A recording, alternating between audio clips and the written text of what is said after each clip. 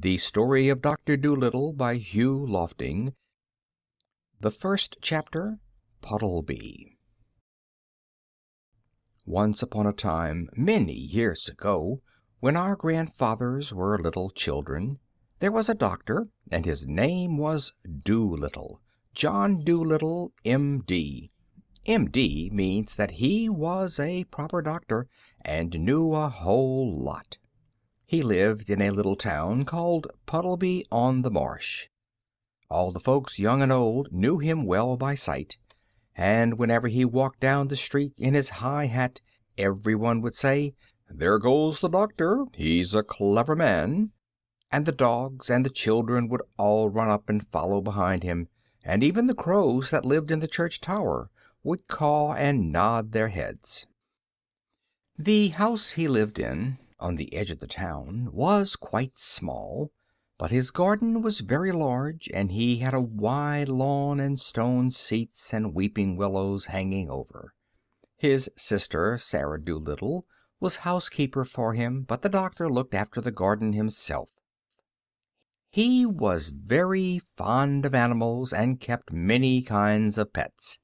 Beside the goldfish in the pond at the bottom of his garden, he had rabbits in the pantry, white mice in his piano, a squirrel in the linen closet, and a hedgehog in the cellar. He had a cow with a calf, too, and an old lame horse 25 years of age, and chickens and pigeons, and 2 lambs, and many other animals.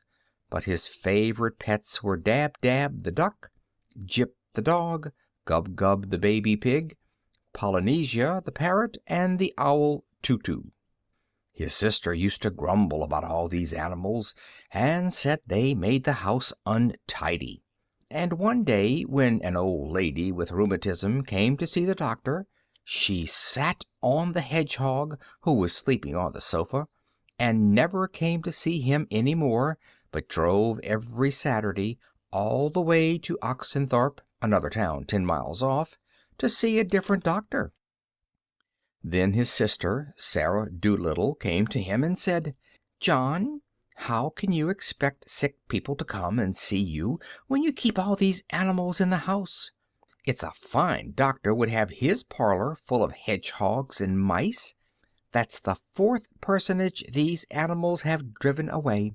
Squire Jenkins and the parson say they wouldn't come near your house again, no matter how sick they are.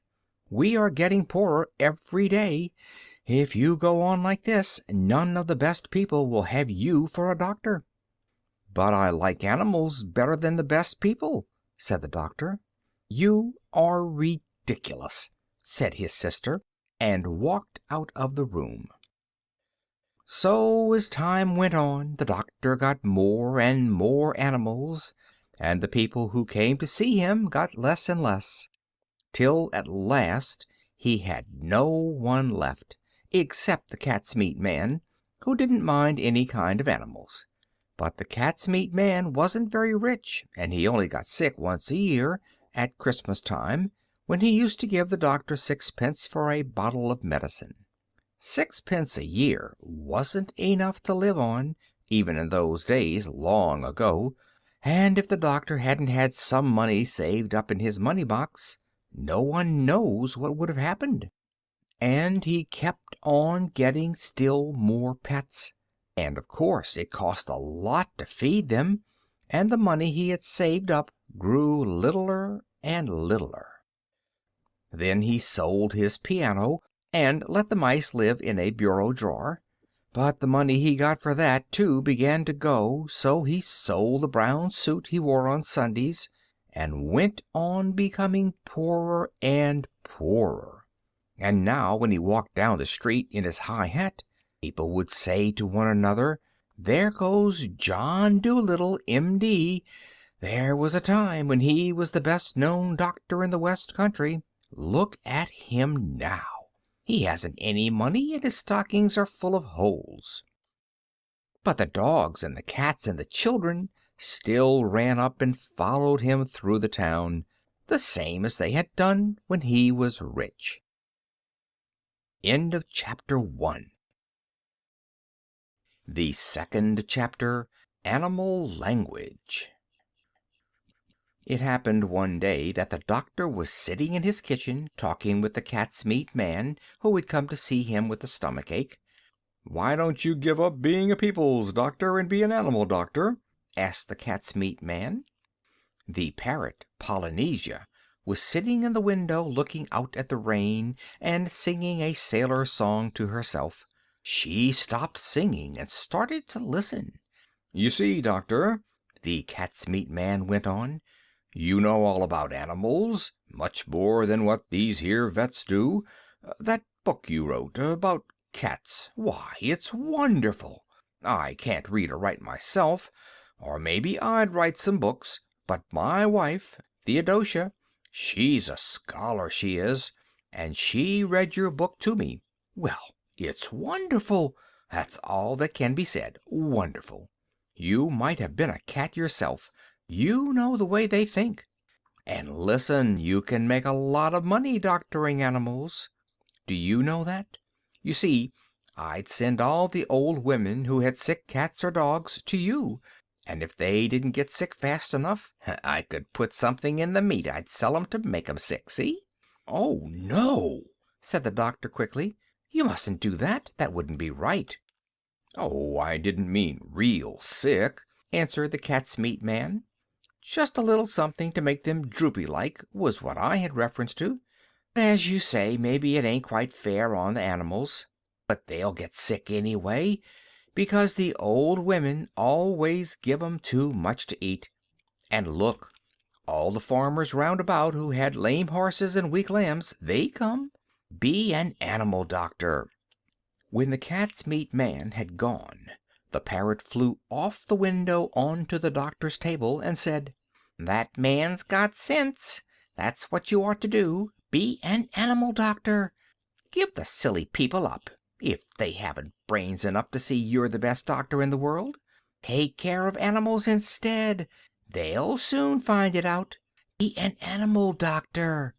"Oh, there are plenty of animal doctors," said John Dolittle, putting the flower pots outside on the window sill to get the rain. "Yes, there are plenty," said Polynesia, "but none of them are any good at all. Now listen, doctor, and I'll tell you something. Did you know that animals can talk?" "I knew that parrots can talk," said the doctor. "Oh, we parrots can talk in two languages, people's language and bird language," said Polynesia proudly. "If I say, 'Polly wants a cracker,' you understand me. But hear this, 'Cacawy fee.' "Good gracious!" cried the doctor. "What does that mean?" That means, 'Is the porridge hot yet?' in bird language." "My! You don't say so!" said the doctor. "You never talked that way to me before." "What would have been the good?" said Polynesia, dusting some cracker crumbs off her left wing. "You wouldn't have understood me if I had." "Tell me some more," said the doctor, all excited, and he rushed over to the dresser drawer and came back with the butcher's book and a pencil. "Now don't go too fast, and I'll write it down. This is interesting, very interesting, something quite new. Give me the birds A, B, C first. Slowly now." So that was the way the doctor came to know that animals had a language of their own and could talk to one another. And all that afternoon, while it was raining, Polynesia sat on the kitchen table giving him bird words to put down in the book. At tea time, when the dog Jip came in, the parrot said to the doctor, "See, he's talking to you." "Looks to me as though he were scratching his ear," said the doctor. "But animals don't always speak with their mouths," said the parrot in a high voice, raising her eyebrows. "They talk with their ears, with their feet, with their tails, with everything. Sometimes they don't want to make a noise. Do you see now the way he's twitching up one side of his nose?" "What's that mean?" asked the doctor. "That means, 'Can't you see that it has stopped raining?'" Polynesia answered. "He is asking you a question. Dogs nearly always use their noses for asking questions." After a while, with the parrot's help, The doctor got to learn the language of the animals so well that he could talk to them himself and understand everything they said. Then he gave up being a people's doctor altogether. As soon as the cat's meat man had told everyone that John Dolittle was going to become an animal doctor, old ladies began to bring him their pet pugs and poodles who had eaten too much cake, and farmers came many miles to show him sick cows and sheep. One day a plow horse was brought to him, and the poor thing was terribly glad to find a man who could talk in horse language. "You know, doctor," said the horse, "that vet over the hill knows nothing at all. He has been treating me 6 weeks now for spavins. What I need is spectacles. I am going blind in one eye. There's no reason why horses shouldn't wear glasses, the same as people. But that stupid man over the hill never even looked at my eyes. He kept on giving me big pills. I tried to tell him, but he couldn't understand a word of horse language. What I need is spectacles." Of course," said the doctor. "I'll get you some at once." "I would like a pair like yours," said the horse, "only green. They'll keep the sun out of my eyes while I'm plowing the 50-acre field." "Certainly," said the doctor. "Green ones you shall have." "You know the trouble is, sir," said the plow horse, as the doctor opened the front door to let him out. "The trouble is that anybody thinks he can doctor animals, just because the animals don't complain. As a matter of fact, it takes a much cleverer man to be a really good animal doctor than it does to be a good people's doctor. My farmer's boy thinks he knows all about horses. I wish you could see him.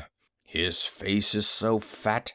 He looks as though he had no eyes, and he has got as much brain as a potato bug. He tried to put a mustard plaster on me last week." "Where did he put it?" asked the doctor. "Oh, he didn't put it anywhere on me," said the horse. "He only tried to. I kicked him into the duck pond." "Well, well," said the doctor. "I'm a pretty quiet creature as a rule," said the horse. "Very patient with people, don't make much fuss. But it was bad enough to have that vet giving me the wrong medicine, and when that red-faced booby started to monkey with me, I just couldn't bear it any more." "Did you hurt the boy much?" asked the doctor. "Oh, no," said the horse. "I kicked him in the right place. The vet's looking after him now. When will my glasses be ready?" "I'll have them for you next week," said the doctor. "Come in again Tuesday. Good morning." Then John Dolittle got a fine big pair of green spectacles, and the plow horse stopped going blind in one eye and could see as well as ever. And soon it became a common sight to see farm animals wearing glasses in the country round Puddleby, and a blind horse was a thing unknown. And so it was with all the other animals that were brought to him. As soon as they found that he could talk their language, they told him where the pain was and how they felt, and of course it was easy for him to cure them.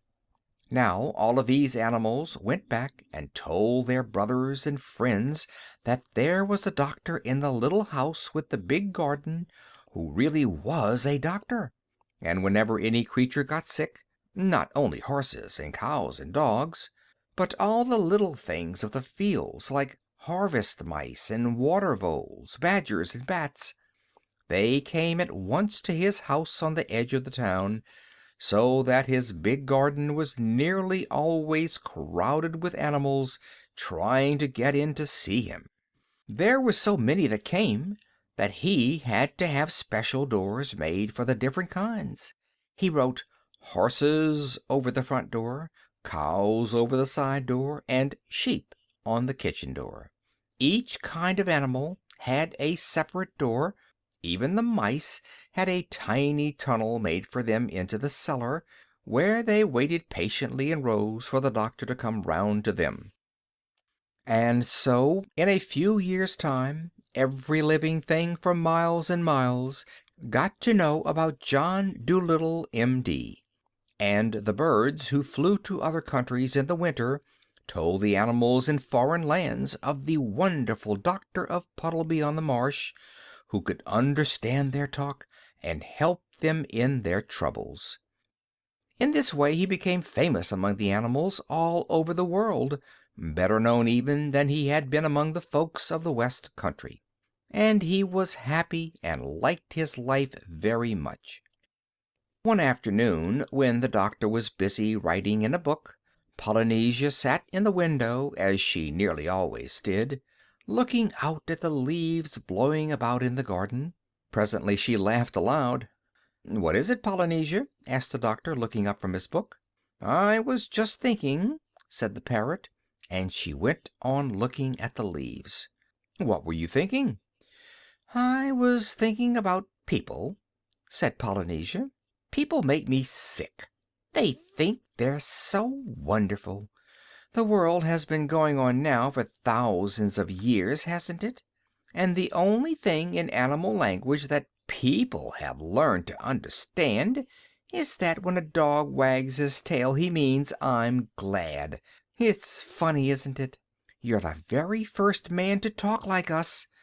Oh, sometimes people annoy me dreadfully. Such airs they put on, talking about the dumb animals. Dumb, huh? Why, I knew a macaw once who could say good morning in 7 different ways without once opening his mouth. He could talk every language and Greek. An old professor with a gray beard bought him, but he didn't stay. He said the old man didn't talk Greek right, and he couldn't stand listening to him teach the language wrong. I often wonder what's become of him. That bird knew more geography than people will ever know. People! Golly! I suppose if people ever learn to fly, like any common hedge sparrow, we shall never hear the end of it." "You're a wise old bird," said the doctor. "How old are you, really? I know that parrots and elephants sometimes live to be very, very old." "I can never be quite sure of my age," said Polynesia. "It's either 183 or 182, but I know that when I first came here from Africa, King Charles was still hiding in the oak tree, because I saw him. He looked scared to death." End of chapter 2. The third chapter. More money troubles. And soon now the doctor began to make money again, and his sister Sarah bought a new dress and was happy. Some of the animals who came to see him were so sick that they had to stay at the doctor's house for a week, and when they were getting better they used to sit in chairs on the lawn. And often, even after they got well, they did not want to go away. They liked the doctor and his house very much, and he never had the heart to refuse them when they asked if they could stay with him. So in this way he went on getting more and more pets. Once, when he was sitting on his garden wall, smoking a pipe in the evening, an Italian organ grinder came round with a monkey on a string. The doctor saw at once that the monkey's collar was too tight, and that he was dirty and unhappy. So he took the monkey away from the Italian, gave the man a shilling, and told him to go. The organ grinder got awfully angry, and said that he wanted to keep the monkey, but the doctor told him that if he didn't go away he would punch him on the nose. John Dolittle was a strong man, though he wasn't very tall, so the Italian went away, saying rude things, and the monkey stayed with Dr. Dolittle and had a good home.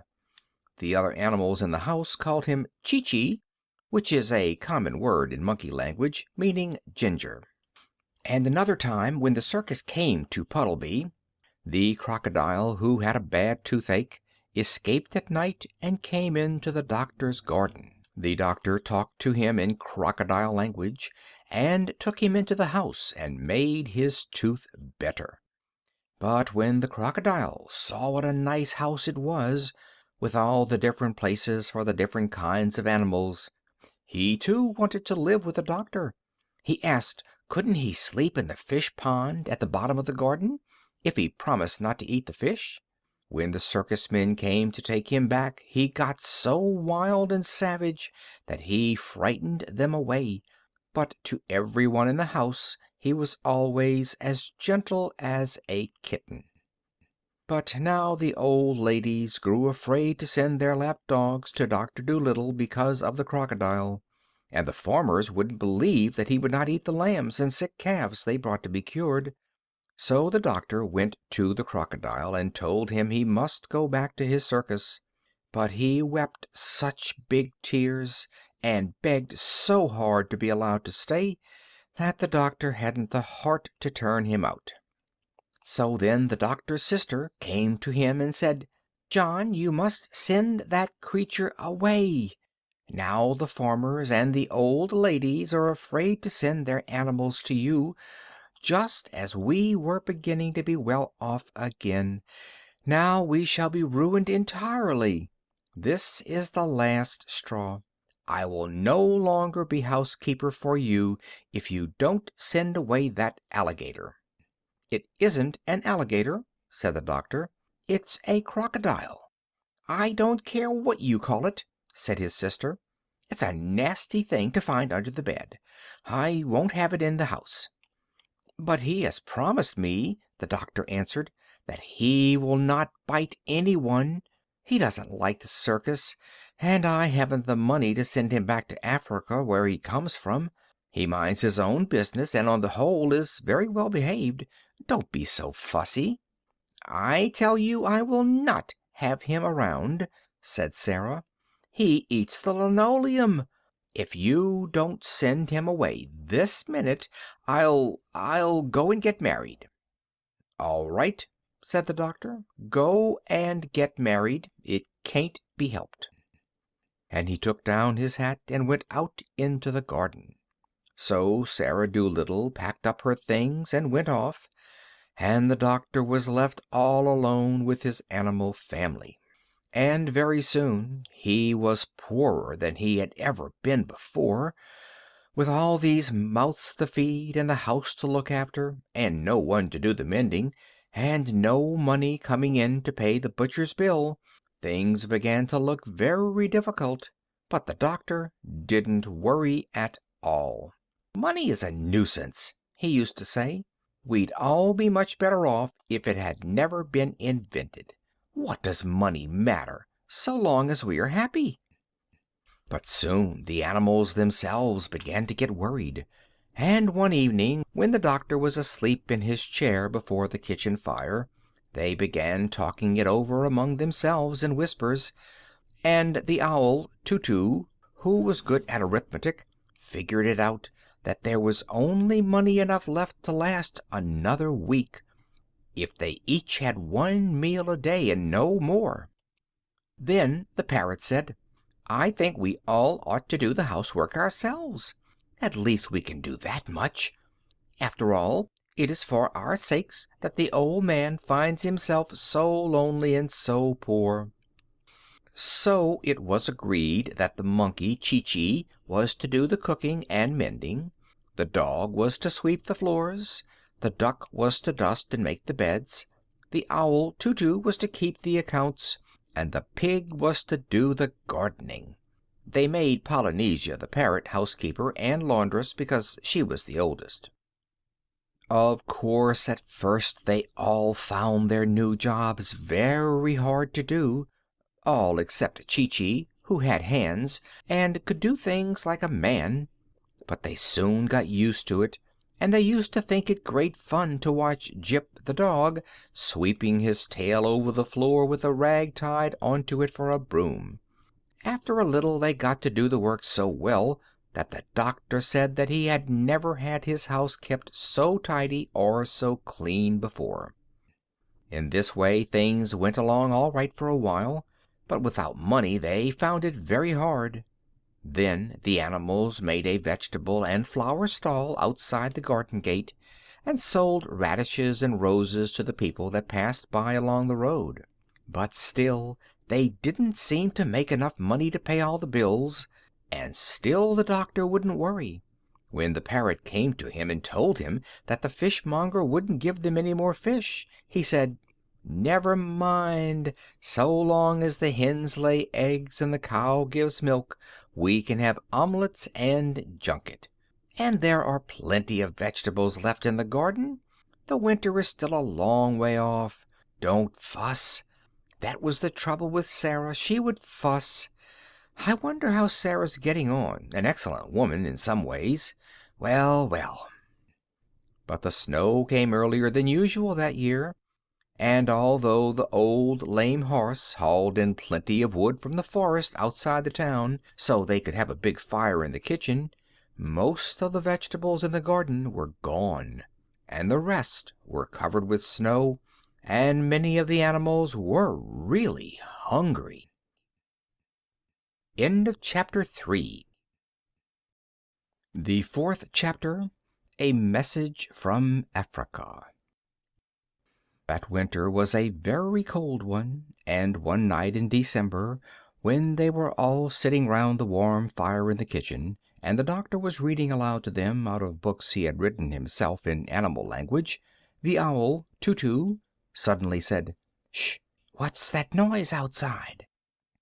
They all listened, and presently they heard the sound of someone running. Then the door flew open, and the monkey Chee-Chee ran in, badly out of breath.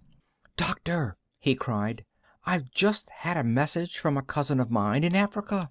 There is a terrible sickness among the monkeys out there. They are all catching it, and they are dying in hundreds. They have heard of you and beg you to come to Africa to stop the sickness." "Who brought the message?" asked the doctor, taking off his spectacles and laying down his book. "A swallow," said Chee-Chee. "She is outside on the rain butt." "Bring her in by the fire," said the doctor. "She must be perished with the cold. The swallows flew south 6 weeks ago." So the swallow was brought in, all huddled and shivering, and although she was a little afraid at first, she soon got warmed up and sat on the edge of the mantelpiece and began to talk. When she had finished, the doctor said, "I would gladly go to Africa, especially in this bitter weather, but I'm afraid we haven't money enough to buy the tickets. Get me the money box, Chee-Chee." So the monkey climbed up and got it off the top shelf of the dresser. There was nothing in it, not a single penny. "I felt sure there was 2 pence left," said the doctor. "There was," said the owl, "but you spent it on a rattle for that badger's baby when he was teething." "Did I?" said the doctor. "Dear me, dear me! What a nuisance money is, to be sure! Well, never mind. Perhaps if I go down to the seaside I shall be able to borrow a boat that will take us to Africa. I knew a seaman once who brought his baby to me with measles. Maybe he'll lend us his boat. The baby got well." So early the next morning the doctor went down to the seashore, and when he came back he told the animals it was all right. The sailor was going to lend them the boat. Then the crocodile and the monkey and the parrot were very glad and began to sing, because they were going back to Africa, their real home. And the doctor said, "I shall only be able to take you 3, with Jip the dog, Dab-Dab the duck, Gub-Gub the pig, and the owl Tutu. The rest of the animals, like the dormice and the water voles and the bats, they will have to go back and live in the fields where they were born till we come home again. But as most of them sleep through the winter, they won't mind that, and besides, it wouldn't be good for them to go to Africa." So then the parrot, who had been on long sea voyages before, began telling the doctor all the things he would have to take with him on the ship. "You must have plenty of pilot bread," she said, "hardtack they call it, and you must have beef in cans, and an anchor. "I expect the ship will have its own anchor," said the doctor. "Well, make sure," said Polynesia, "because it's very important. You can't stop if you haven't got an anchor. And you'll need a bell." "What's that for?" asked the doctor. "To tell the time by," said the parrot. "You go and ring it every half hour, and then you know what time it is. And bring a whole lot of rope. It always comes in handy on voyages." Then they began to wonder where they were going to get the money from to buy all the things they needed. "Oh, bother it, money again!" cried the doctor. "Goodness, I shall be glad to get to Africa, where we don't have to have any. I'll go and ask the grocer if he will wait for his money till I get back. No, I'll send the sailor to ask him." So the sailor went to see the grocer, and presently he came back with all the things they wanted. Then the animals packed up, and after they had turned off the water so the pipes wouldn't freeze, and put up the shutters, they closed the house and gave the key to the old horse who lived in the stable. And when they had seen that there was plenty of hay in the loft to last the horse through the winter, they carried all their luggage down to the seashore and got onto the boat. The cat's meat man was there to see them off, and he brought a large suet pudding as a present for the doctor, because, he said, he had been told you couldn't get suet puddings in foreign parts. As soon as they were on the ship, Gub-Gub the pig asked where the beds were, for it was 4 o'clock in the afternoon, and he wanted his nap. So Polynesia took him downstairs into the inside of the ship, and showed him the beds, set all on top of one another like bookshelves against a wall. "Why, that's not a bed!" cried Gub-Gub. "That's a shelf." "Beds are always like that on ships," said the parrot. "It isn't a shelf. Climb up into it and go to sleep. That's what you call a bunk." "I don't think I'll go to bed yet," said Gub-Gub. "I'm too excited. I want to go upstairs again and see them start." "Well, this is your first trip," said Polynesia. "You will get used to the life after a while." And she went back up the stairs of the ship, humming this song to herself: "I've seen the Black Sea and the Red Sea, I've rounded the Isle of Wight, I discovered the Yellow River, and the Orange too by night. Now Greenland drops behind again, and I sail the ocean blue. I'm tired of all these colors, Jane, so I'm coming back to you." They were just going to start on their journey when the doctor said he would have to go back and ask the sailor the way to Africa. But the Swallow said she had been to that country many times, and would show them how to get there. So the doctor told Chee-Chee to pull up the anchor, and the voyage began. End of chapter 4. The 5th chapter, The Great Journey. Now for 6 whole weeks they went sailing on and on over the rolling sea, following the Swallow who flew before the ship to show them the way. At night she carried a tiny lantern, so they should not miss her in the dark, and the people on the other ships that passed said that the light must be a shooting star. As they sailed further and further into the south, it got warmer and warmer. Polynesia, Chee-Chee, and the crocodile enjoyed the hot sun no end. They ran about laughing and looking over the side of the ship to see if they could see Africa yet. But the pig and the dog and the owl Tutu could do nothing in such weather, but sat at the end of the ship in the shade of a big barrel, with their tongues hanging out, drinking lemonade. Dab-Dab the duck used to keep herself cool by jumping into the sea and swimming behind the ship, and every once in a while, when the top of her head got too hot, she would dive under the ship and come up on the other side. In this way, too, she used to catch herrings on Tuesdays and Fridays, when everybody on the boat ate fish to make the beef last longer. When they got near to the equator, they saw some flying fishes coming towards them, and the fishes asked the parrot if this was Dr. Dolittle's ship. When she told them it was, they said they were glad, because the monkeys in Africa were getting worried that he would never come. Polynesia asked them how many miles they had yet to go, and the flying fishes said it was only 55 miles now to the coast of Africa. And another time a whole school of porpoises came dancing through the waves, and they too asked Polynesia if this was the ship of the famous doctor, and when they heard that it was, they asked the parrot if the doctor wanted anything for his journey. And Polynesia said, "Yes, we have run short of onions." "There is an island not far from here," said the porpoises, "where the wild onions grow tall and strong. Keep straight on. We will get some and catch up to you." So the porpoises dashed away through the sea, and very soon the parrot saw them again, coming up behind, dragging the onions through the waves in big nets made of seaweed. The next evening, as the sun was going down, the doctor said, "Get me the telescope, Chee-Chee. Our journey is nearly ended. Very soon we should be able to see the shores of Africa."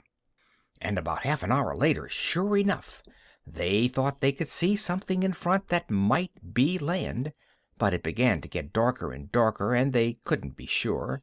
Then a great storm came up, with thunder and lightning. The wind howled, the rain came down in torrents, and the waves got so high that they splashed right over the boat. Presently there was a big bang. The ship stopped and rolled over on its side. "What's happened?" asked the doctor, coming up from downstairs. "I'm not sure," said the parrot, "but I think we're shipwrecked. Tell the duck to get out and see." So Dab-Dab dived right under the waves, and when she came up she said they had struck a rock. There was a big hole in the bottom of the ship. The water was coming in, and they were sinking fast. "We must have run into Africa," said the doctor. "Dear me, dear me! Well, we must all swim to land." But Chee-Chee and Gub-Gub did not know how to swim. "Get the rope," said Polynesia. "I told you it would come in handy. Where's that duck? Come here, Dab-Dab. Take this end of the rope, fly to the shore and tie it to a palm tree, and we'll hold the other end on the ship here. Then those that can't swim must climb along the rope till they reach the land. That's what you call a lifeline." So they all got safely to the shore, some swimming, some flying, and those that climbed along the rope brought the doctor's trunk and handbag with them.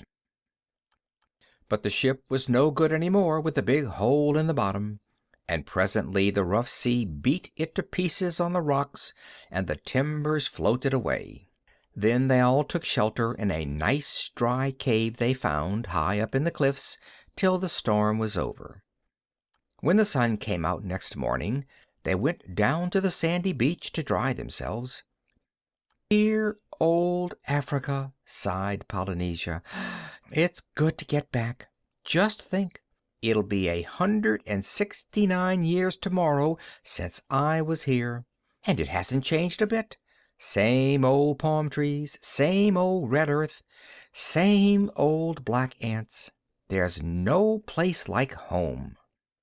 And the others noticed she had tears in her eyes. She was so pleased to see her country once again. Then the doctor missed his high hat, for it had been blown into the sea during the storm. So Dab-Dab went out to look for it, and presently she saw it, a long way off, floating on the water like a toy boat. When she flew down to get it, she found one of the white mice, very frightened, sitting inside it. "What are you doing here?" asked the duck. "You were told to stay behind in Puddleby." "I didn't want to be left behind," said the mouse.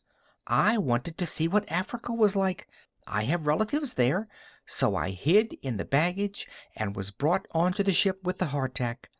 When the ship sank I was terribly frightened, because I cannot swim far.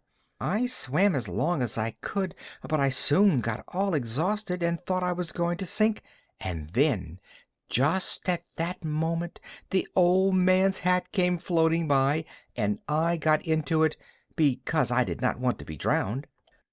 So the duck took up the hat with the mouse in it and brought it to the doctor on the shore, and they all gathered round to have a look.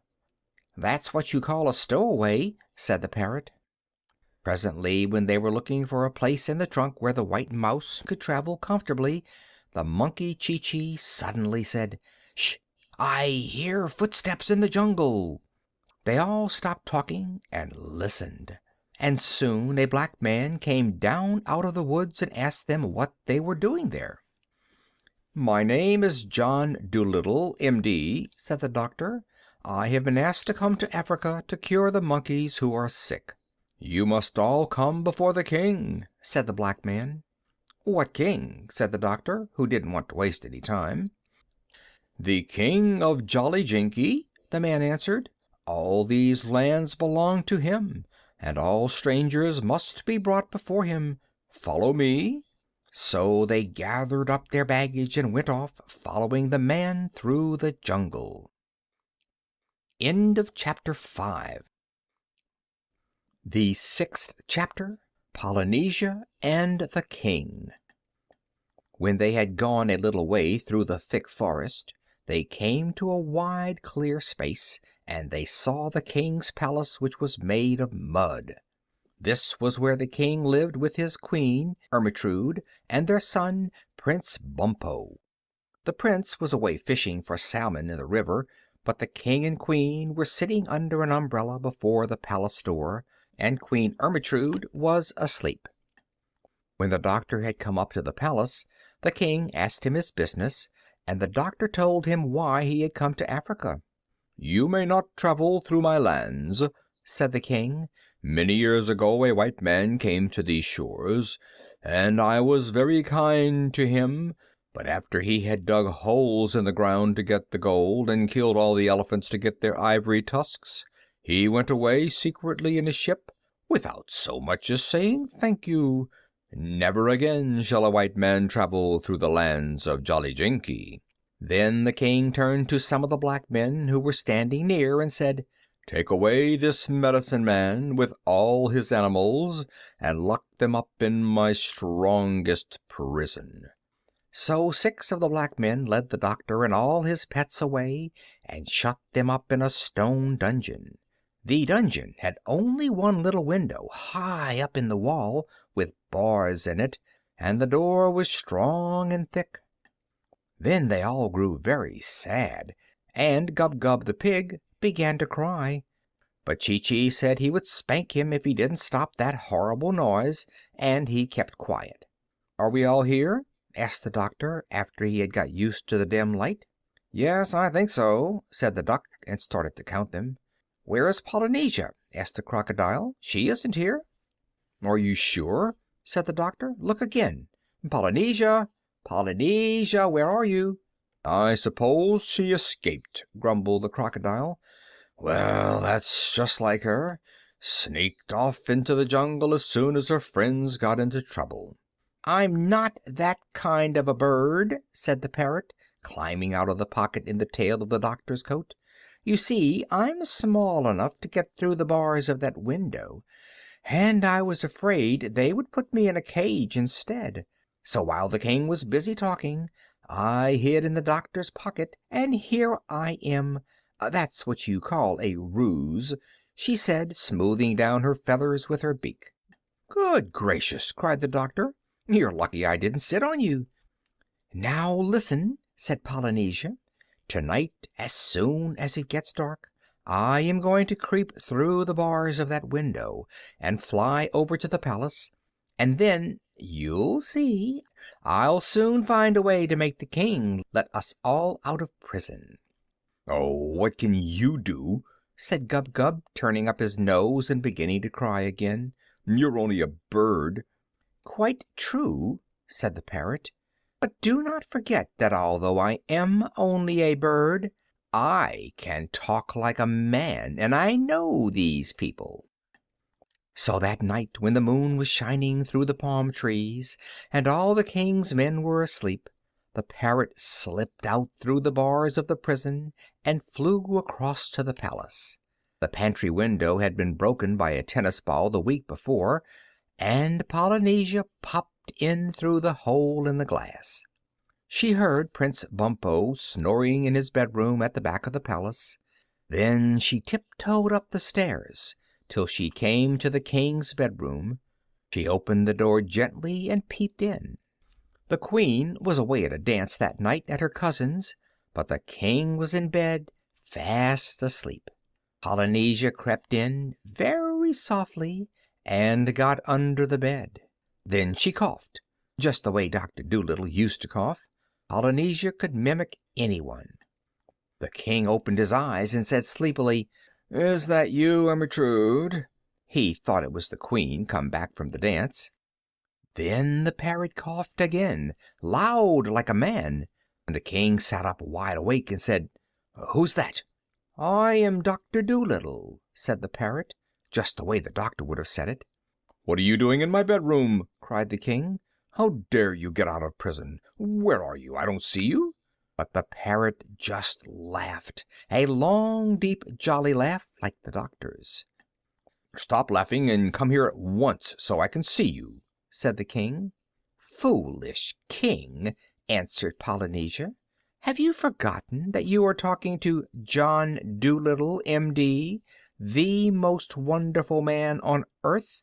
Of course you cannot see me. I have made myself invisible. There is nothing I cannot do. Now listen, I have come here tonight to warn you. If you don't let me and my animals travel through your kingdom, I will make you and all your people sick like the monkeys.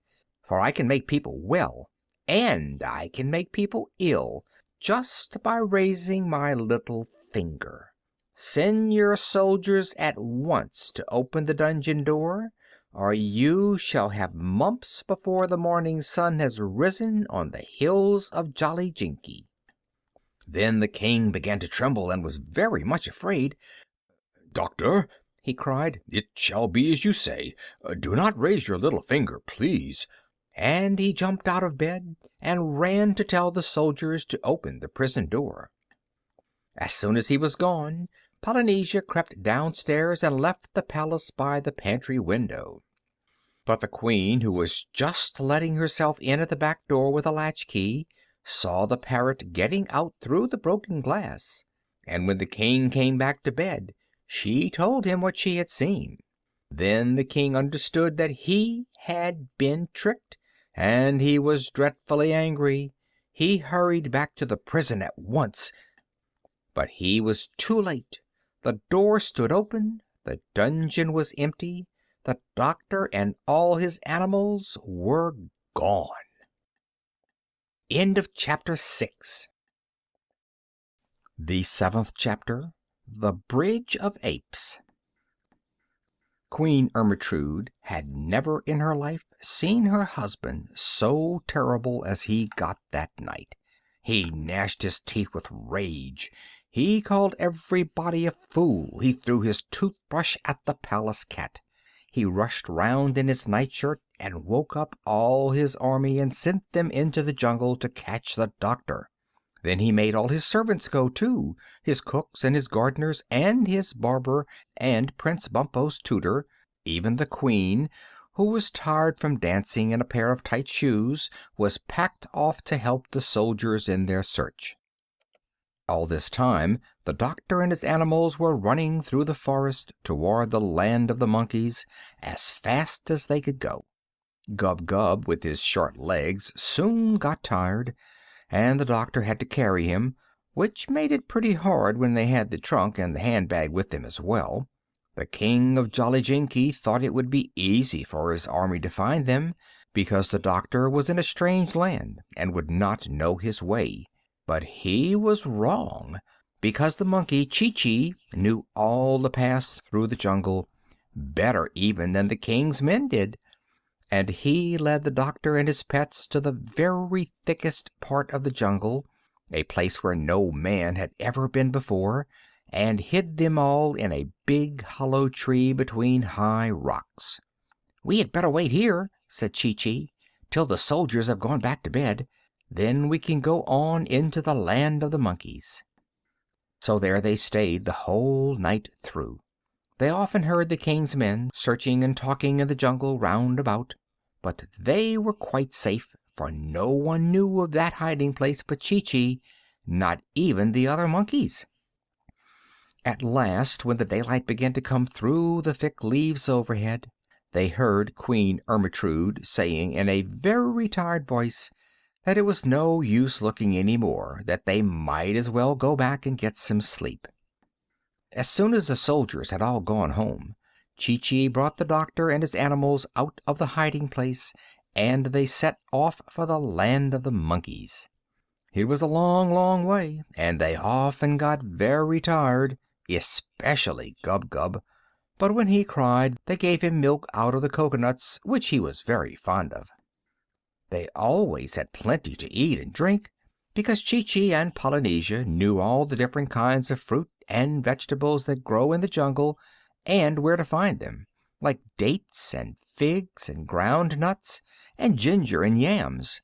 They used to make their lemonade out of the juice of wild oranges, sweetened with honey which they got from the bees' nests in hollow trees. No matter what it was they asked for, Chee-Chee and Polynesia always seemed to be able to get it for them, or something like it. They even got the doctor some tobacco one day, when he had finished what he had brought with him and wanted to smoke. At night they slept in tents made of palm leaves on thick, soft beds of dried grass.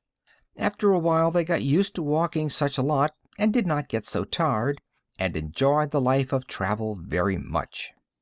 But they were always glad when the night came and they stopped for their resting time. Then the doctor used to make a little fire of sticks, and after they had had their supper, they would sit round it in a ring, listening to Polynesia singing songs about the sea, or to Chee-Chee telling stories of the jungle. And many of the tales that Chee-Chee told were very interesting, because although monkeys had no history books of their own before Dr. Dolittle came to write them for them, they remember everything that happens by telling stories to their children.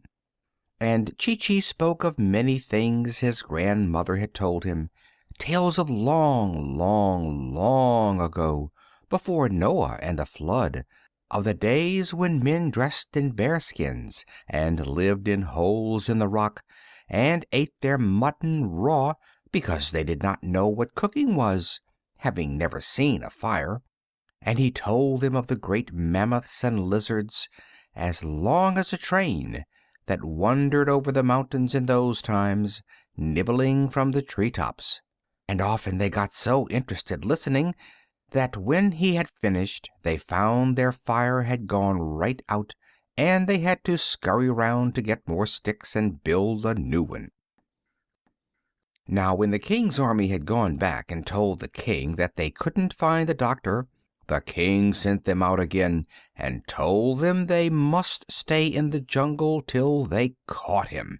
So all this time, while the doctor and his animals were going along toward the land of the monkeys, thinking themselves quite safe, they were being followed by the king's men. If Chee-Chee had known this, he would most likely have hidden them again, but he didn't know it. One day Chee-Chee climbed up a high rock and looked out over the treetops, and when he came down he said they were now quite close to the land of the monkeys and would soon be there. And that same evening, sure enough, they saw Chee-Chee's cousin and a lot of other monkeys, who had not yet got sick, sitting in the trees by the edge of a swamp, looking and waiting for them. And when they saw the famous doctor really come, these monkeys made a tremendous noise, cheering and waving leaves and swinging out of the branches to greet him. They wanted to carry his bag and his trunk and everything he had, and one of the bigger ones even grabbed Gub-Gub, who had got tired again. Two of them rushed on in front to tell the sick monkeys that the great doctor had come at last. But the king's men, who were still following, had heard the noise of the monkeys cheering, and they at last knew where the doctor was, and hastened on to catch him. The big monkey carrying Gub-Gub was coming along behind slowly, and he saw the captain of the army sneaking through the trees, so he hurried after the doctor and told him to run. Then they all ran harder than they had ever run in their lives, and the king's men, coming up after them, began to run too, and the captain ran hardest of all. Then the doctor tripped over his medicine bag and fell down in the mud, and the captain thought he would surely catch him this time. But the captain had very long ears, though his hair was very short, and as he sprang forward to take hold of the doctor, one of his ears caught fast in a tree, and the rest of the army had to stop and help him. By this time the doctor had picked himself up, and on they went again, running and running, and Chee-Chee shouted, "It's all right! We haven't far to go now!" But before they could get into the land of the monkeys, they came to a steep cliff with a river flowing below. This was the end of the kingdom of Jolly Jinky, and the land of the monkeys was on the other side, across the river. And Jip, the dog, looked down over the edge of the steep, steep cliff and said, "Golly, how are we ever going to get across?" "Oh, dear," said Gub-Gub, "the king's men are quite close now. Look at them. I am afraid we are going to be taken back to the prison again." And he began to weep. But the big monkey who was carrying the pig dropped him on the ground and cried out to the other monkeys, "Boys, a bridge! Quick, make a bridge! We've only a minute to do it. They've got the captain loose, and he's coming on like a deer. Get lively! A bridge! A bridge!" The doctor began to wonder what they were going to make a bridge out of, and he gazed around to see if they had any boards hidden any place.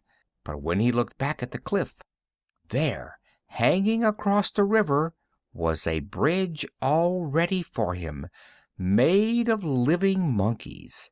For while his back was turned, the monkeys, quick as a flash, had made themselves into a bridge just by holding hands and feet. And the big one shouted to the doctor, walk over, all of you, hurry!" Gub-Gub was a bit scared, walking on such a narrow bridge at that dizzy height above the river, but he got over all right, and so did all of them. John Dolittle was the last to cross, and just as he was getting to the other side, the king's men came rushing up to the edge of the cliff. Then they shook their fists and yelled with rage, for they saw they were too late. The doctor and all his animals were safe in the land of the monkeys, and the bridge was pulled across to the other side. Then Chee-Chee turned to the doctor and said, "Many great explorers and gray-bearded naturalists have lain long weeks hidden in the jungle, waiting to see the monkeys do that trick, but we never let a white man get a glimpse of it before. You are the first to see the famous Bridge of Apes." And the doctor felt very pleased. End of chapter 7. The 8th chapter, The Leader of the Lions.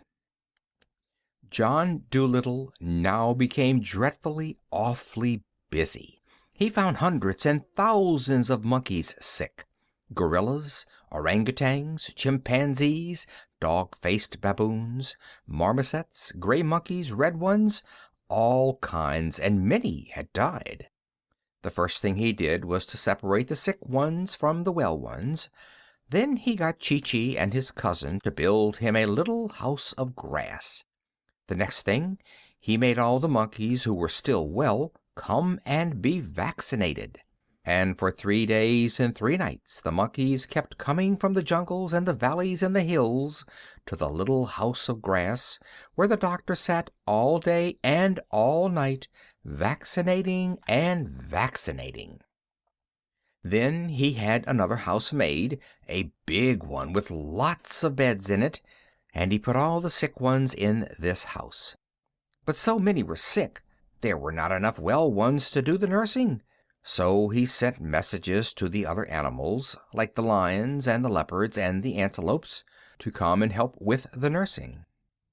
But the leader of the lions was a very proud creature, and when he came to the doctor's big house full of beds, He seemed angry and scornful. "Do you dare to ask me, sir?" he said, glaring at the doctor. "Do you dare to ask me, me, the king of beasts, to wait on a lot of dirty monkeys?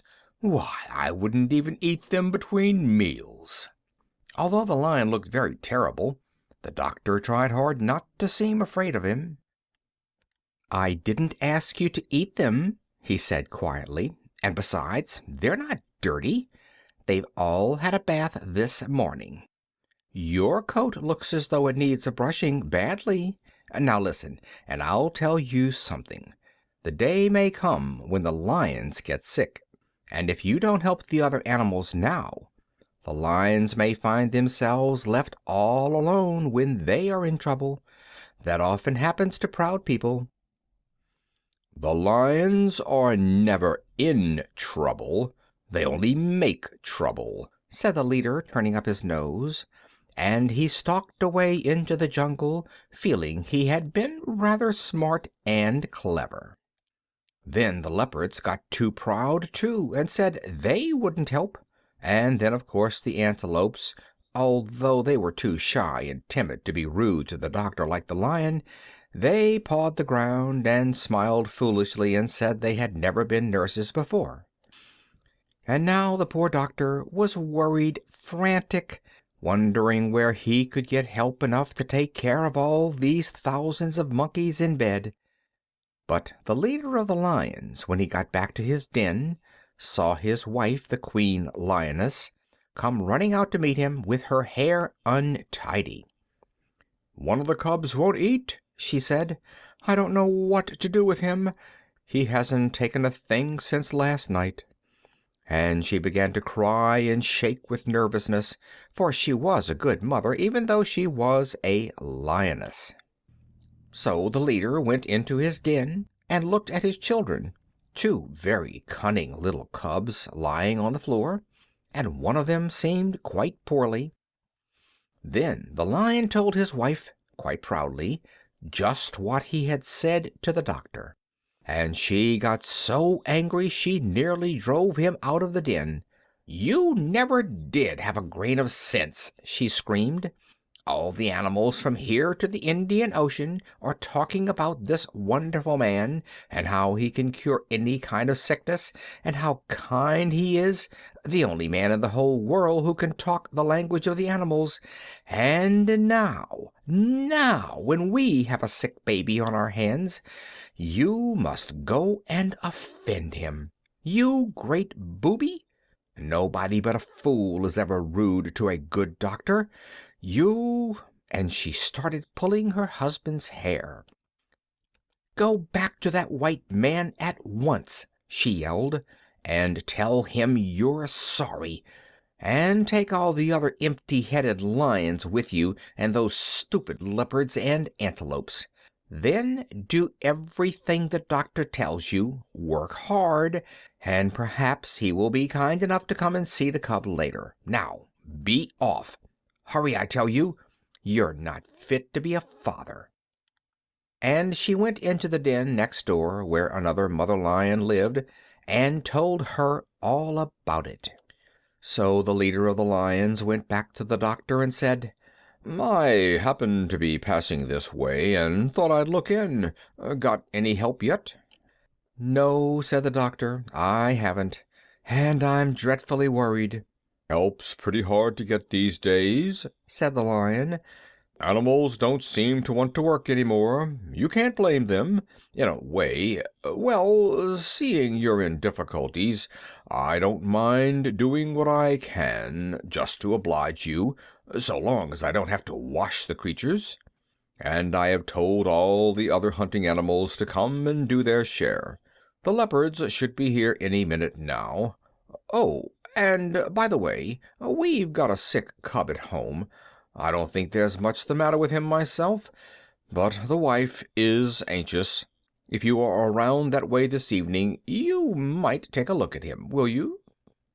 Then the doctor was very happy, for all the lions and the leopards and the antelopes and the giraffes and the zebras all the animals of the forests and the mountains and the plains came to help him in his work. There were so many of them that he had to send some away and only kept the cleverest. And now, very soon, the monkeys began to get better. At the end of a week, the big house full of beds was half empty, and at the end of the second week, the last monkey had got well. Then the doctor's work was done, and he was so tired he went to bed and slept for 3 days without even turning over. End of chapter 8. The 9th chapter, The Monkey's Council. Chee-Chee stood outside the doctor's door, keeping everybody away till he woke up. Then John Dolittle told the monkeys that he must now go back to Puddleby. They were very surprised at this, for they had thought that he was going to stay with them forever, and that night all the monkeys got together in the jungle to talk it over. And the chief chimpanzee rose up and said, "Why is it the good man is going away? Is he not happy here with us?" But none of them could answer him. Then the grand gorilla got up and said, "I think we all should go to him and ask him to stay. Perhaps if we make him a new house and a bigger bed, and promise him plenty of monkey servants to work for him and to make life pleasant for him, perhaps then he will not wish to go." Then Chee-Chee got up, and all the others whispered, "Shh, look! Chee-Chee, the great traveler, is about to speak." And Chee-Chee said to the other monkeys, "My friends, I am afraid it is useless to ask the doctor to stay. He owes money in Puddleby, and he says he must go back and pay it." And the monkeys asked him, "What is money?" Then Chee-Chee told them that in the land of the white men you could get nothing without money. You could do nothing without money, that it was almost impossible to live without money. And some of them asked, "But can you not even eat and drink without paying?" But Chee-Chee shook his head, and then he told him that even he, when he was with the organ grinder, had been made to ask the children for money. And the chief chimpanzee turned to the oldest orangutan and said, "Cousin, surely these men be strange creatures. Who would wish to live in such a land? My gracious, how paltry!" Then Chee-Chee said, "When we were coming to you, we had no boat to cross the sea in, and no money to buy food to eat on our journey. So a man lent us some biscuits, and we said we would pay him when we came back. And we borrowed a boat from a sailor, but it was broken on the rocks when we reached the shores of Africa. Now the doctor says he must go back and get the sailor another boat, because the man was poor and his ship was all he had." And the monkeys were all silent for a while, sitting quite still upon the ground and thinking hard.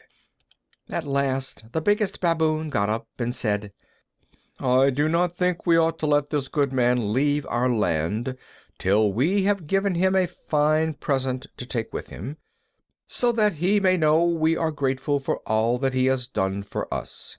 And a little tiny red monkey, who was sitting up in a tree, shouted down, "I think that too." And then they all cried out, making a great noise, "Yes, yes! Let us give him the finest present a white man ever had." Now they began to wonder and ask one another what would be the best thing to give him. And one said, 50 bags of coconuts. And another, 100 bunches of bananas. At least he shall not have to buy his fruit in the land where you pay to eat. But Chee-Chee told them that all these things would be too heavy to carry so far, and would go bad before half was eaten.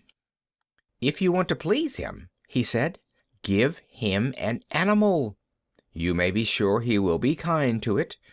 Give him some rare animal they have not got in the menageries." And the monkeys asked him, "What are menageries?" Then Chee-Chee explained to them that menageries were places in the land of the white men where animals were put in cages for people to come and look at. and the monkeys were very shocked, and said to one another, "These men are like thoughtless young ones, stupid and easily amused. Sh! It is a prison he means." So then they asked Chee-Chee what rare animal it could be that they should give the doctor, one the white men had not seen before. And the major of the marmosets asked, "Have they an iguana over there?" But Chee-Chee said, "Yes, there is one in the London Zoo." And another asked, "Have they an okapi?" But Chee-Chee said, "Yes, in Belgium, where my organ grinder took me 5 years ago, they had an okapi in a big city they called Antwerp." And another asked, "Have they a push-me-pull-you?" Then Chee-Chee said, "No, no white man has ever seen a push-me-pull-you. Let us give him that." End of chapter 9. The 10th chapter, The Rarest Animal of All. Push-me-pull-yus are now extinct. That means there aren't any more. But long ago, when Dr. Dolittle was alive, there were some of them still left in the deepest jungles of Africa, and even then they were very, very scarce. They had no tail, but a head at each end, and sharp horns on each head. They were very shy and terribly hard to catch. The black men get most of their animals by sneaking up behind them while they are not looking, but you could not do this with the push-me-pull-you, because, no matter which way you came toward him, he was always facing you. And besides, only half of him slept at a time. The other head was always awake and watching. That was why they were never caught and never seen in zoos, though many of the greatest huntsmen and the cleverest menagerie keepers spent years of their lives searching through the jungles in all weathers for push-me-pull-yus. Not a single one had ever been caught. Even then, years ago, he was the only animal in the world with 2 heads. Well, the monkeys set out hunting for this animal through the forest, and after they had gone a good many miles, one of them found peculiar footprints near the edge of a river, and they knew that a push-me-pull-you must be very near that spot. Then they went along the bank of the river a little way, and they saw a place where the grass was high and thick, and they guessed that he was in there. So they all joined hands and made a great circle round the high grass. The push-me-pull-you heard them coming, and he tried hard to break through the ring of monkeys, but he couldn't do it. When he saw that it was no use trying to escape, he sat down and waited to see what they wanted. They asked him if he would go with Dr. Dolittle and be put on show in the land of the white men. But he shook both his heads hard and said, "Certainly not." They explained to him that he would not be shut up in a menagerie, but would just be looked at. They told him that the doctor was a very kind man, but hadn't any money, and people would pay to see a 2-headed animal, and the doctor would get rich and could pay for the boat he had borrowed to come to Africa in. But he answered, "No, you know how shy I am. I hate being stared at," and he almost began to cry. Then for 3 days they tried to persuade him, and at the end of the 3rd day he said he would come with them and see what kind of a man the doctor was first.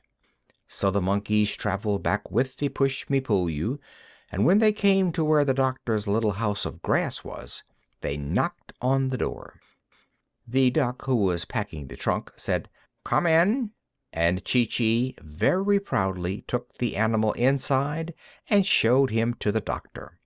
"What in the world is it?" asked Dr. Dolittle, gazing at the strange creature. "Lord save us!" cried the duck. "How does it make up its mind?" "It doesn't look to me as though it had any," said Jip the dog. "This, doctor," said Chee-Chee, "is the push-me-pull-you, the rarest animal of the African jungles, the only 2-headed beast in the world. Take him home with you and your fortune's made. People will pay any money to see him." "But I don't want any money," said the doctor. "Yes, you do," said Dab Dab the duck. "Don't you remember how we had to pinch and scrape to pay the butcher's bill in Puddleby? And how are you going to get the sailor the new boat you spoke of, unless we have the money to buy it?" "I was going to make him one," said the doctor. "Oh, do be sensible!" cried Dab Dab. "Where would you get all the wood and the nails to make one with? And besides, what are we going to live on? We shall be poorer than ever when we get back. Chi-Chi's perfectly right. Take the funny-looking thing along, do." "Well, perhaps there is something in what you say," murmured the doctor. "It certainly would make a nice new kind of pet. But does the what do you call it, really want to go abroad?" "Yes, I'll go," said the Push-Me-Pull-You, who saw at once from the doctor's face that he was a man to be trusted. "You have been so kind to the animals here, and the monkeys tell me that I am the only one who will do. But you must promise me that if I do not like it in the land of the white men, you will send me back." "Why, certainly, of course," said the doctor. "Excuse me, surely you are related to the deer family, are you not?" "Yes," said the Push-Me-Pull-You, "to the Abyssinian gazelles and the Asiatic chamois, on my mother's side. My father's great-grandfather was the last of the unicorns." "Most interesting," murmured the doctor, and he took a book out of the trunk which Dab Dab was packing, and began turning the pages. "Let us see if Buffon says anything." "I notice," said the duck, "that you only talk with one of your mouths. Can't the other head talk as well?" "Oh, yes," said the Push-Me-Pull-You, "but I keep the other mouth for eating, mostly. In that way I can talk while I am eating, without being rude. Our people have always been very polite." When the packing was finished and everything was ready to start, the monkeys gave a grand party for the doctor, and all the animals of the jungle came, and they had pineapples and mangoes and honey and all sorts of good things to eat and drink.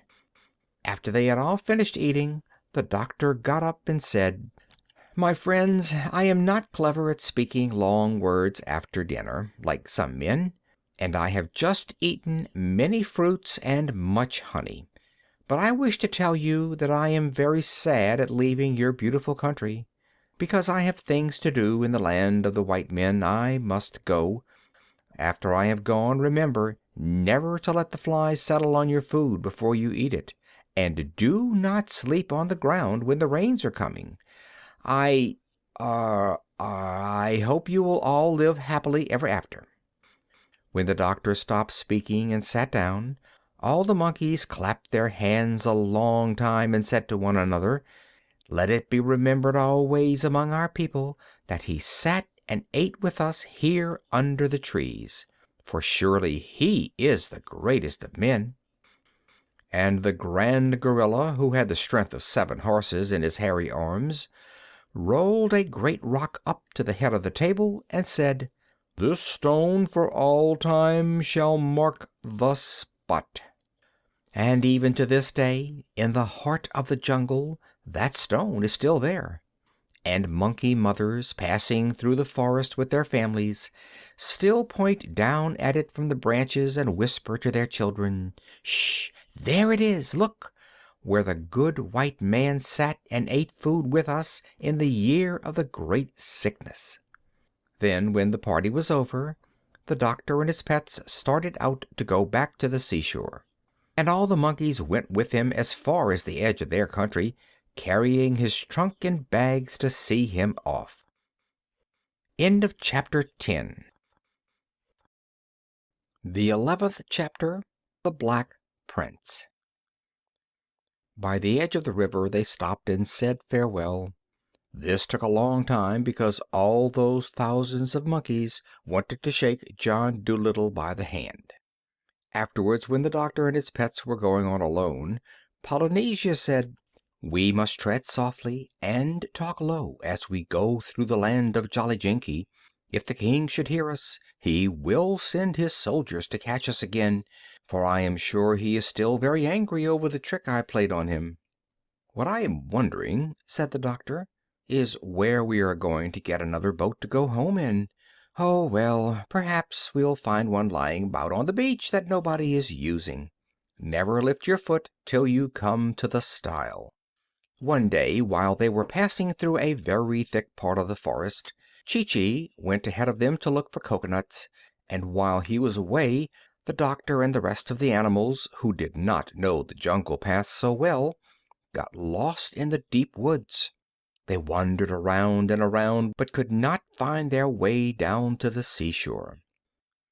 Chee-Chee, when he could not see them anywhere, was terribly upset. He climbed high trees and looked out from the top branches to try and see the doctor's high hat. He waved and shouted. He called to all the animals by name, but it was no use. They seemed to have disappeared altogether. Indeed, they had lost their way very badly. They had strayed a long way off the path, and the jungle was so thick with bushes and creepers and vines that sometimes they could hardly move at all, and the doctor had to take out his pocket knife and cut his way along. They stumbled into wet, boggy places. They got all tangled up in thick, convolvulus runners. They scratched themselves on thorns, and twice they nearly lost the medicine bag in the underbrush. There seemed no end to their troubles, and nowhere could they come upon a path. At last, after blundering about like this for many days, getting their clothes torn and their faces covered with mud, they walked right into the king's back garden by mistake. The king's men came running up at once and caught them. But Polynesia flew into a tree in the garden without anybody seeing her, and hid herself. The doctor and the rest were taken before the king. "Ho, ho!" cried the king. "So you are caught again. This time you shall not escape. Take them all back to prison, and put double locks on the door. This white man shall scrub my kitchen floor for the rest of his life." So the doctor and his pets were led back to prison and locked up, and the doctor was told that in the morning he must begin scrubbing the kitchen floor. They were all very unhappy. "This is a great nuisance," said the doctor. "I really must get back to Puddleby. That poor sailor will think I've stolen his ship if I don't get home soon. I wonder if those hinges are loose."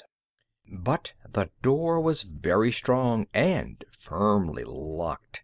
There seemed no chance of getting out. Then Gub-Gub began to cry again. All this time Polynesia was still sitting in the tree in the palace garden. She was saying nothing and blinking her eyes. This was always a very bad sign with Polynesia. Whenever she said nothing and blinked her eyes, it meant that somebody had been making trouble, and she was thinking out some way to put things right. People who made trouble for Polynesia or her friends were nearly always sorry for it afterwards. Presently she spied Chee-Chee swinging through the trees, still looking for the doctor. When Chee-Chee saw her, he came into her tree and asked her what had become of him. "The doctor and all the animals have been caught by the king's men and locked up again," whispered Polynesia. "We lost our way in the jungle and blundered into the palace garden by mistake." "But couldn't you guide them?" asked Chee-Chee, and he began to scold the parrot for letting them get lost while he was away looking for coconuts. "It was all that stupid pig's fault," said Polynesia. "He would keep running off the path hunting for ginger roots, and I was kept so busy catching him and bringing him back that I turned to the left instead of the right when we reached the swamp. Shh! Look, there's Prince Bumpo coming into the garden. He must not see us. Don't move, whatever you do." And, sure enough, there was Prince Bumpo, the king's son, opening the garden gate. He carried a book of fairy tales under his arm. He came strolling down the gravel walk, humming a sad song, till he reached a stone seat right under the tree where the parrot and the monkey were hiding. Then he lay down on the seat and began reading the fairy stories to himself. Chi-Chi and Polynesia watched him, keeping very quiet and still. After a while the king's son laid the book down and sighed a weary sigh. "Ah, if I were only a white prince," said he, with a dreamy, faraway look in his eyes. Then the parrot, talking in a small, high voice, like a little girl, said aloud, "Bumpo, someone might turn thee into a white prince, perchance." The king's son started up off the seat and looked all around. "What is this I hear?" he cried. "Methought the sweet music of a fairy's silver voice rang from yonder bower. Strange!" "Worthy prince," said Polynesia, keeping very still so Bumpo couldn't see her, "thou sayest winged words of truth, for 'tis I, Tripsitinka, the queen of the fairies, that speak to thee. I am hiding in a rosebud." "Oh, tell me, fairy queen," cried Bumpo, clasping his hands in joy, "who is it can turn me white?" "In thy father's prison," said the parrot, "there lies a famous wizard, John Dolittle by name. Many things he knows of medicine and magic, and mighty deeds has he performed. Yet thy kingly father leaves him languishing long and lingering hours. Go to him, brave Bumpo, secretly, when the sun has set, and behold, thou shalt be made the whitest prince that ever won fair lady. I have said enough. I must go now back to Fairyland. Farewell." "Farewell!" cried the prince. "A thousand thanks, good Tripsitinka." And he sat down on the seat again, with a smile upon his face, waiting for the sun to set. Chapter 11. The 12th chapter. Medicine and Magic. Very, very quietly, making sure that no one could see her, Polynesia then slipped out at the back of the tree and flew across to the prison. She found Gub-Gub poking his nose through the bars of the window, trying to sniff the cooking smells that came from the palace kitchen. She told the pig to bring the doctor to the window, because she wanted to speak to him. So Gub-Gub went and woke the doctor, who was taking a nap.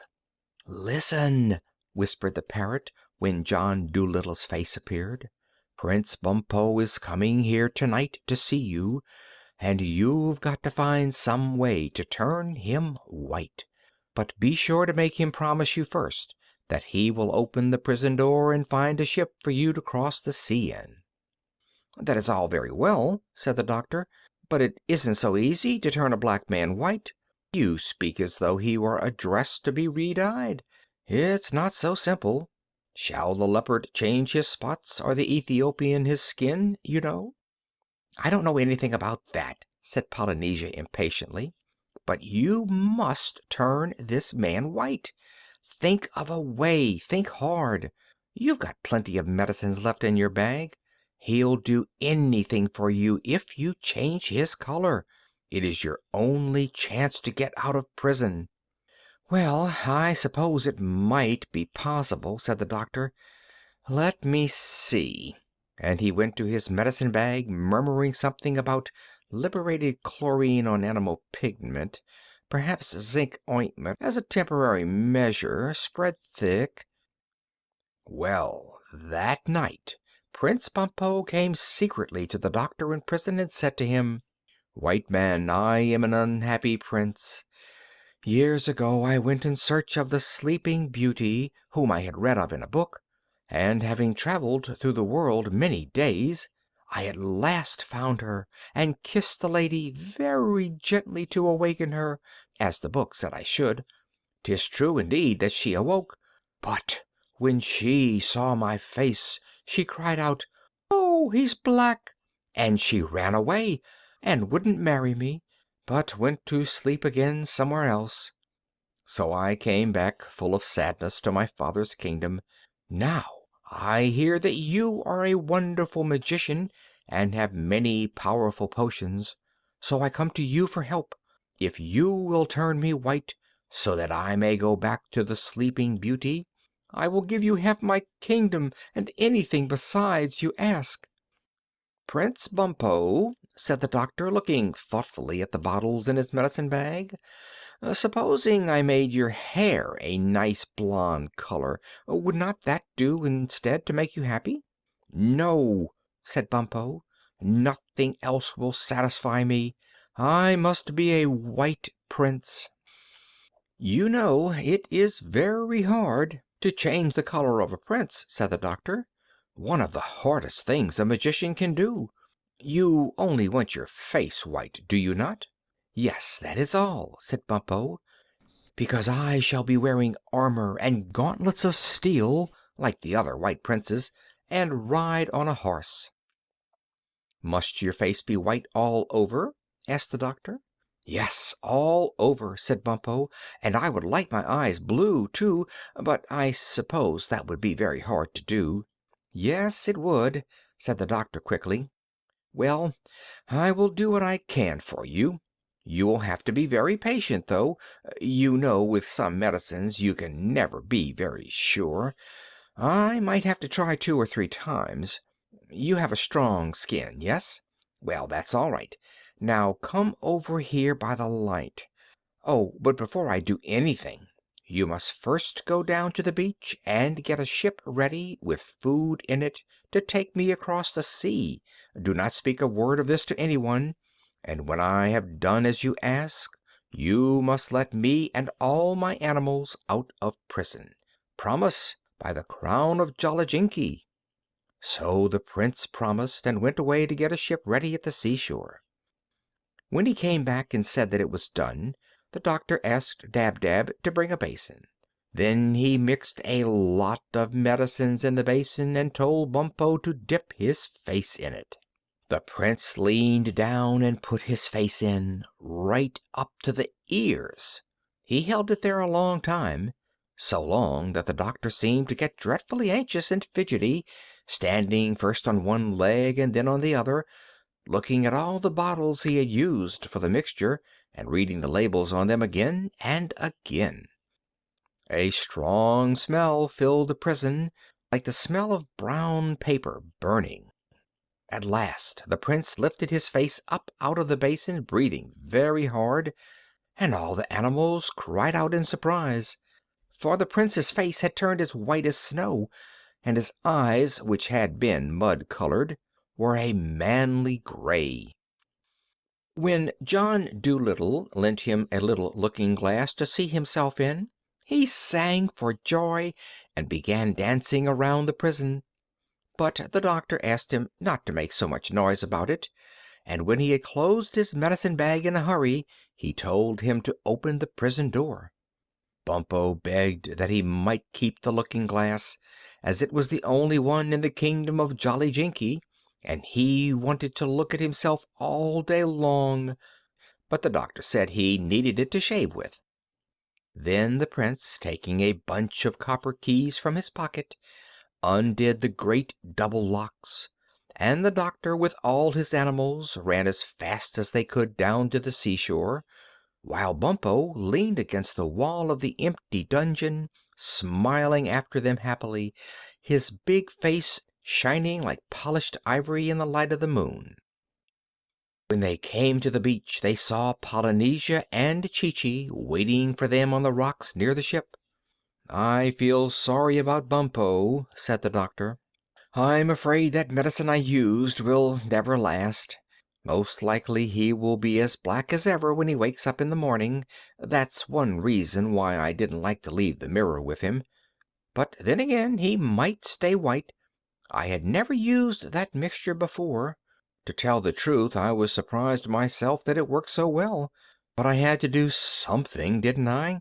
I couldn't possibly scrub the king's kitchen for the rest of my life.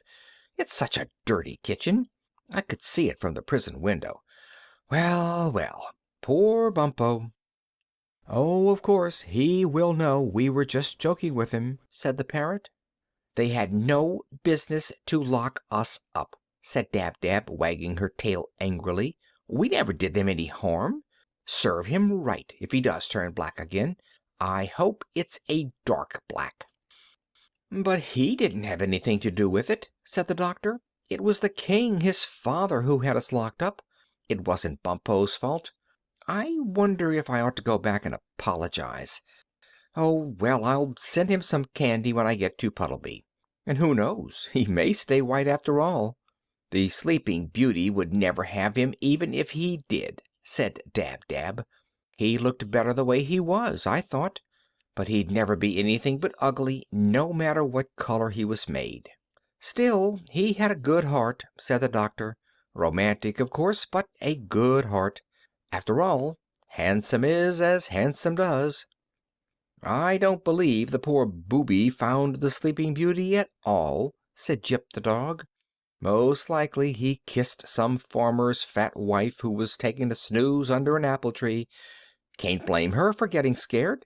I wonder who he'll go and kiss this time. Silly business." Then the Push-me-pull-you, the White Mouse, Gub-Gub, Dab-Dab, Jip, and the Owl Too-Too went on to the ship with the doctor. But Chee-Chee, Polynesia, and the crocodile stayed behind, because Africa was their proper home, the land where they were born. And when the doctor stood upon the boat, he looked over the side across the water, and then he remembered that they had no one with them to guide them back to Puddleby. The wide, wide sea looked terribly big and lonesome in the moonlight, and he began to wonder if they would lose their way when they passed out of sight of land.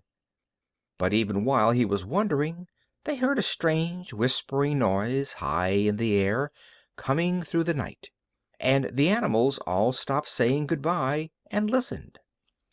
The noise grew louder and bigger. It seemed to be coming nearer to them, a sound like the autumn wind blowing through the leaves of a poplar tree, or a great, great rain beating down upon a roof.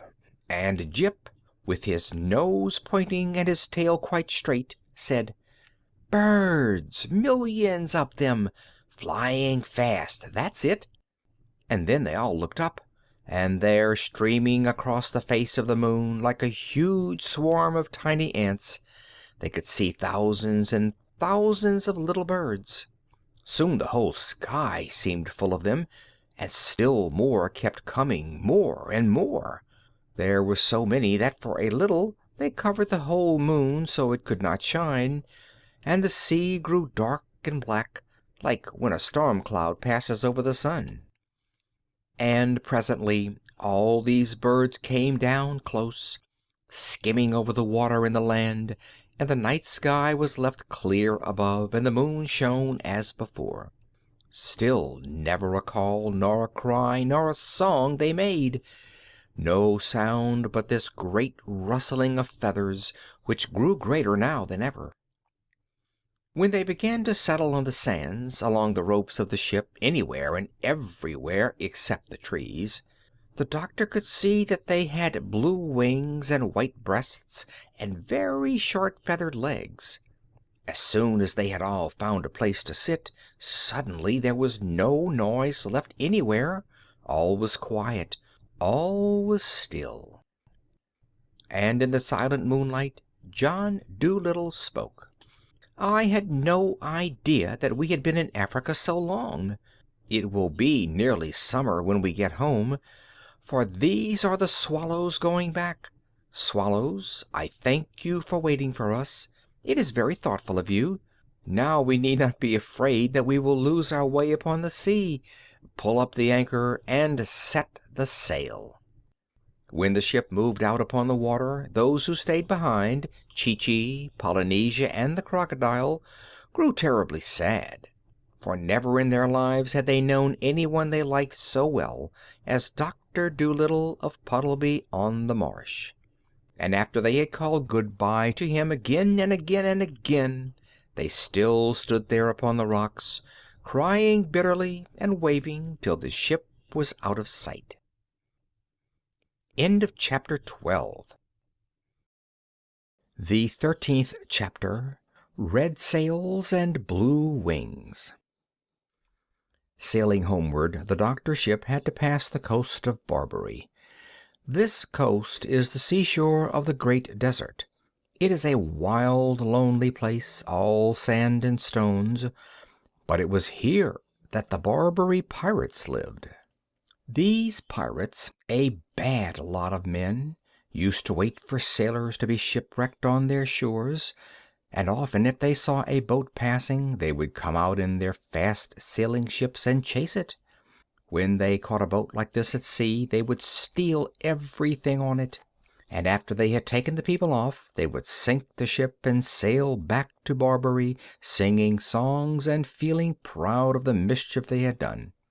Then they used to make the people they had caught write home to their friends for money, and if the friends sent no money, the pirates often threw the people into the sea. Now, one sunshiny day, the doctor and Dab-Dab were walking up and down on the ship for exercise. A nice fresh wind was blowing the boat along, and everybody was happy. Presently, Dab-Dab saw the sail of another ship a long way behind them on the edge of the sea. It was a red sail. "I don't like the look of that sail," said Dab-Dab. "I have a feeling it isn't a friendly ship. I'm afraid there is more trouble coming to us." Jip, who was lying near taking a nap in the sun, began to growl and talk in his sleep. "I smell roast beef cooking," he mumbled. "Underdone roast beef with brown gravy over it." "Good gracious!" cried the doctor. "What's the matter with the dog? Is he smelling in his sleep as well as talking?" "I suppose he is," said Dab-Dab. "All dogs can smell in their sleep." "But what is he smelling?" asked the doctor. "There is no roast beef cooking on our ship." "No," said Dab-Dab. "The roast beef must be on that other ship over there." "But that's 10 miles away," said the doctor. "He couldn't smell that far, surely." "Oh, yes, he could," said Dab-Dab. "You ask him." Then Jip, still fast asleep, began to growl again, and his lip curled up angrily, showing his clean white teeth. "I smell bad men," he growled. "The worst men I ever smelt. I smell trouble. I smell a fight. 6 bad scoundrels fighting against one brave man. I want to help him. Woof, woof, woof." Then he barked loud and woke himself up with a surprised look on his face. "See!" cried Dab-Dab. "That boat is nearer now. You can count its 3 big sails, all red. Whoever it is, they are coming after us. I wonder who they are." "They are bad sailors," said Jip, "and their ship is very swift. They are surely the pirates of Barbary." "Well, we must put up more sails on our boat," said the doctor, "so we can go faster and get away from them. Run downstairs, Jip, and fetch me all the sails you see."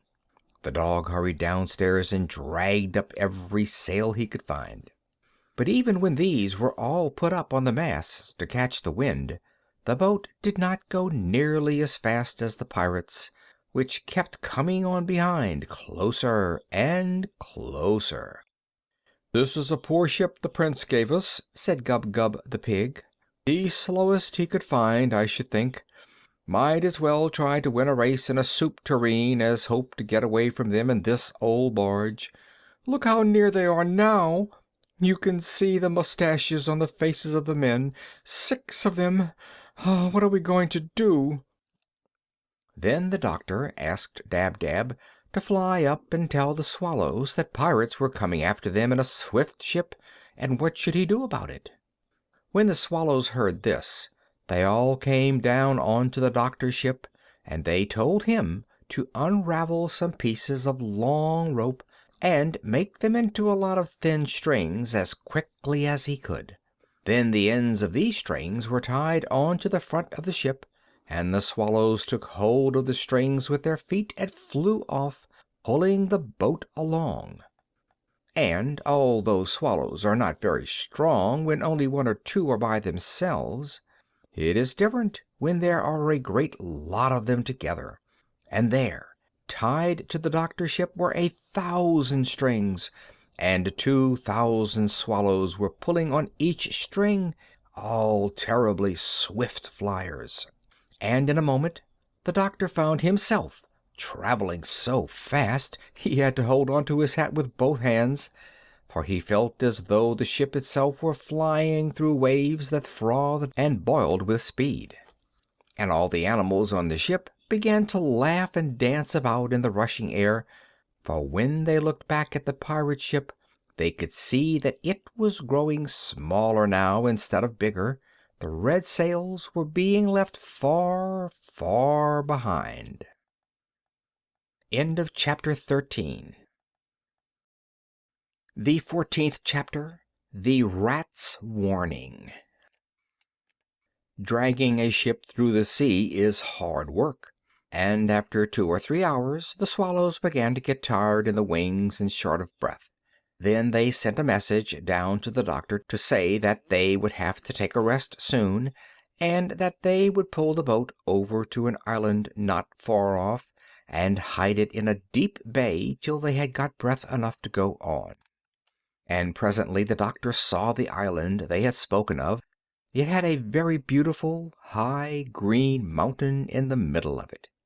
When the ship had sailed safely into the bay, where it could not be seen from the open sea, the doctor said he would get off on the island to look for water, because there was none left to drink on his ship, and he told all the animals to get out too and romp on the grass to stretch their legs. Now, as they were getting off, the doctor noticed that a whole lot of rats were coming up from downstairs and leaving the ship as well. Jip started to run after them, because chasing rats had always been his favorite game, but the doctor told him to stop. And one big black rat, who seemed to want to say something to the doctor, now crept forward timidly along the rail, watching the dog out of the corner of his eye. And after he had coughed nervously 2 or 3 times, and cleaned his whiskers and wiped his mouth, he said, "You know, of course, that all ships have rats in them, doctor, do you not?" And the doctor said yes. "And you have heard that rats always leave a sinking ship?" "Yes," said the doctor, "so I've been told." "People," said the rat, "always speak of it with a sneer, as though it were something disgraceful. But you can't blame us, can you? After all, who would stay on a sinking ship if he could get off it?" "It's very natural," said the doctor, "very natural. I quite understand. Was there anything else you wished to say?" "Yes," said the rat. "I've come to tell you that we are leaving this one, but we wanted to warn you before we go. This is a bad ship you have here. It isn't safe. The sides aren't strong enough. Its boards are rotten.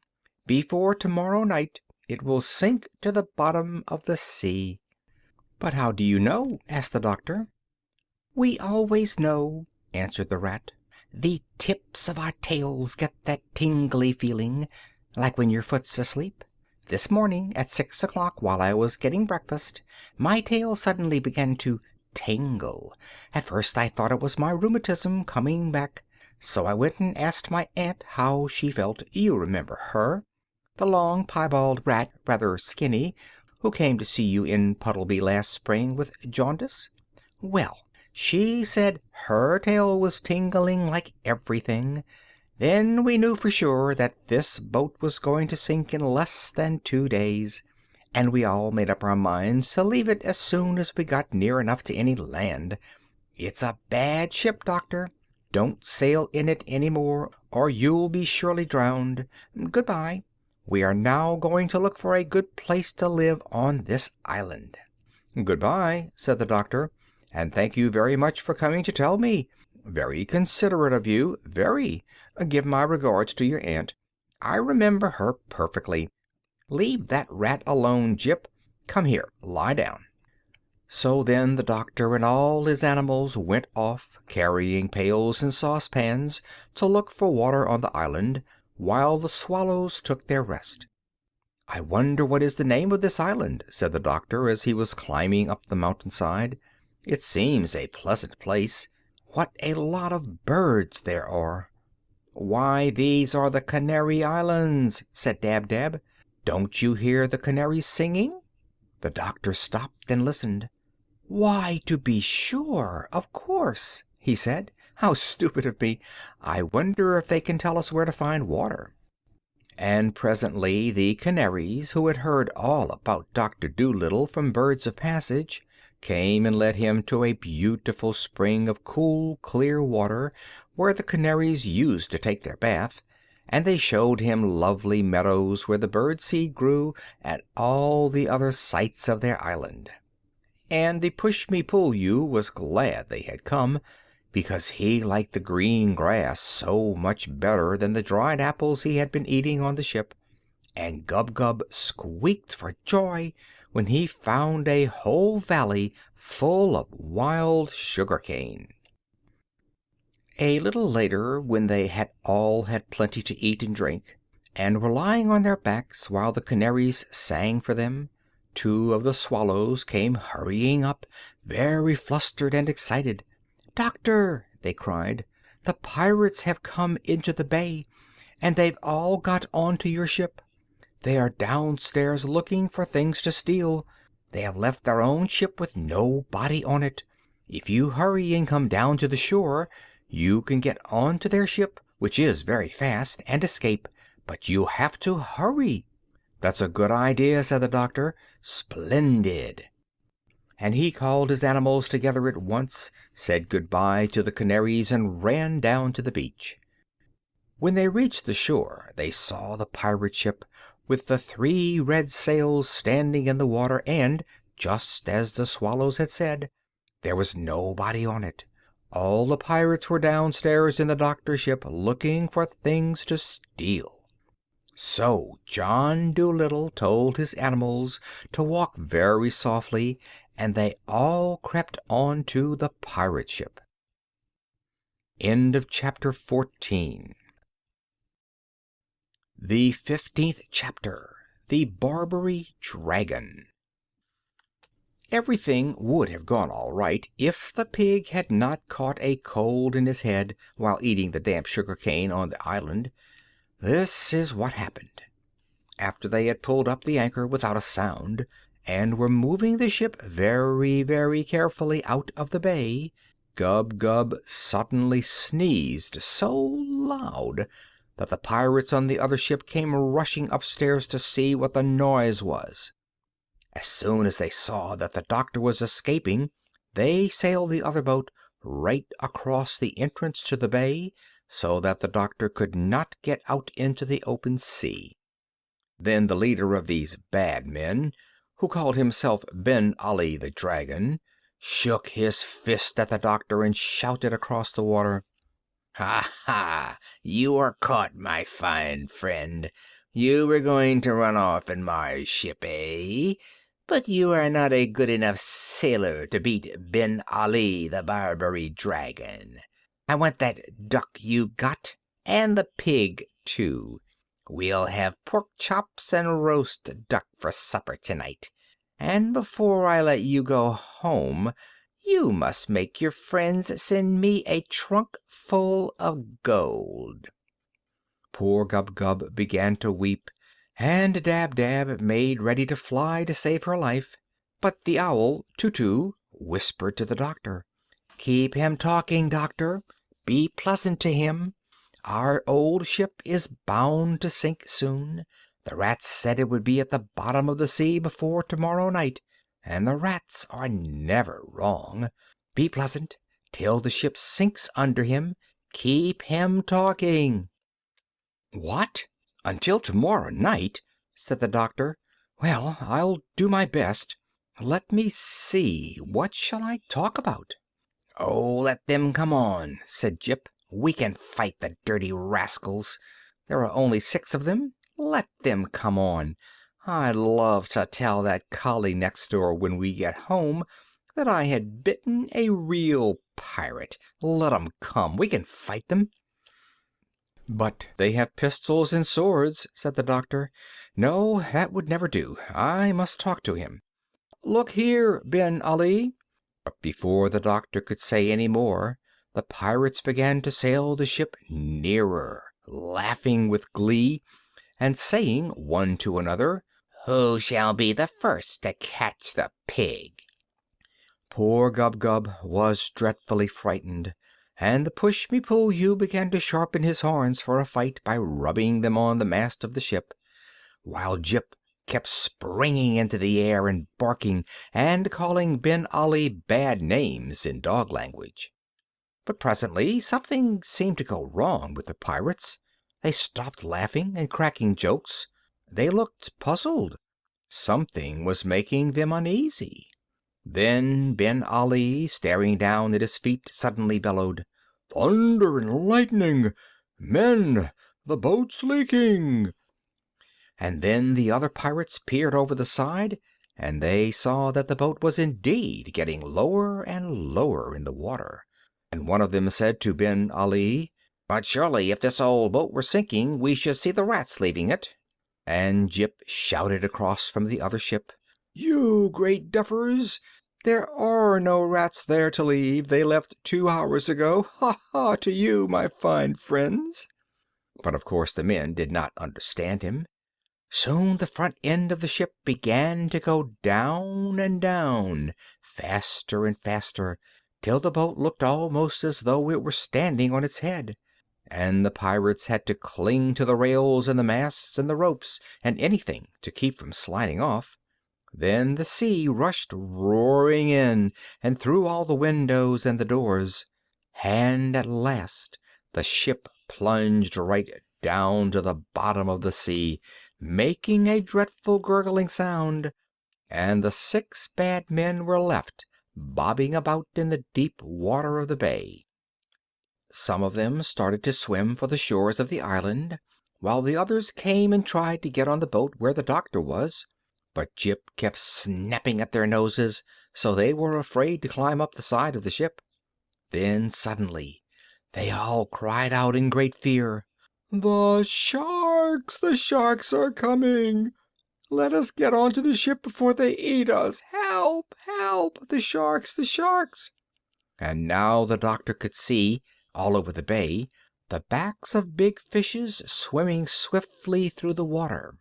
And one great shark came near to the ship, and poking his nose out of the water, he said to the doctor, "Are you John Dolittle, the famous animal doctor?" "Yes," said Dr. Dolittle, "that is my name." "Well," said the shark, "we know these pirates to be a bad lot, especially Ben Ali. If they are annoying you, we will gladly eat them up for you, and then you won't be troubled any more." "Thank you," said the doctor. "That is really most attentive, but I don't think it will be necessary to eat them. Don't let any of them reach the shore until I tell you. Just keep them swimming about, will you? And please make Ben Ali swim over here, that I may talk to him." So the shark went off and chased Ben Ali over to the doctor. "Listen, Ben Ali," said John Dolittle, leaning over the side.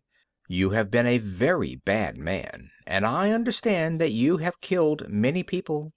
These good sharks here have just offered to eat you up for me, and 'twould indeed be a good thing if the seas were rid of you. But if you promise to do as I tell you, I will let you go in safety."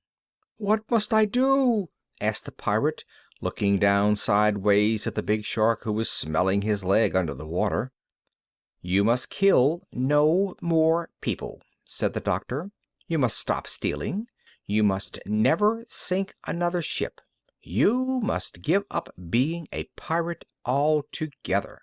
"But what shall I do then?" asked Ben Ali. "How shall I live?" "You and your men must go on to this island and be bird-seed farmers," the doctor answered. "You must grow bird-seed for the canaries." The Barbary dragon turned pale with anger. "Grow bird-seed!" he groaned in disgust. "Can't I be a sailor?" "No," said the doctor, "you cannot. You have been a sailor long enough, and sent many stout ships and good men to the bottom of the sea. For the rest of your life you must be a peaceful farmer. The shark is waiting. Do not waste any more of his time. Make up your mind." "Thunder and lightning," Ben Ali muttered. "Bird seed."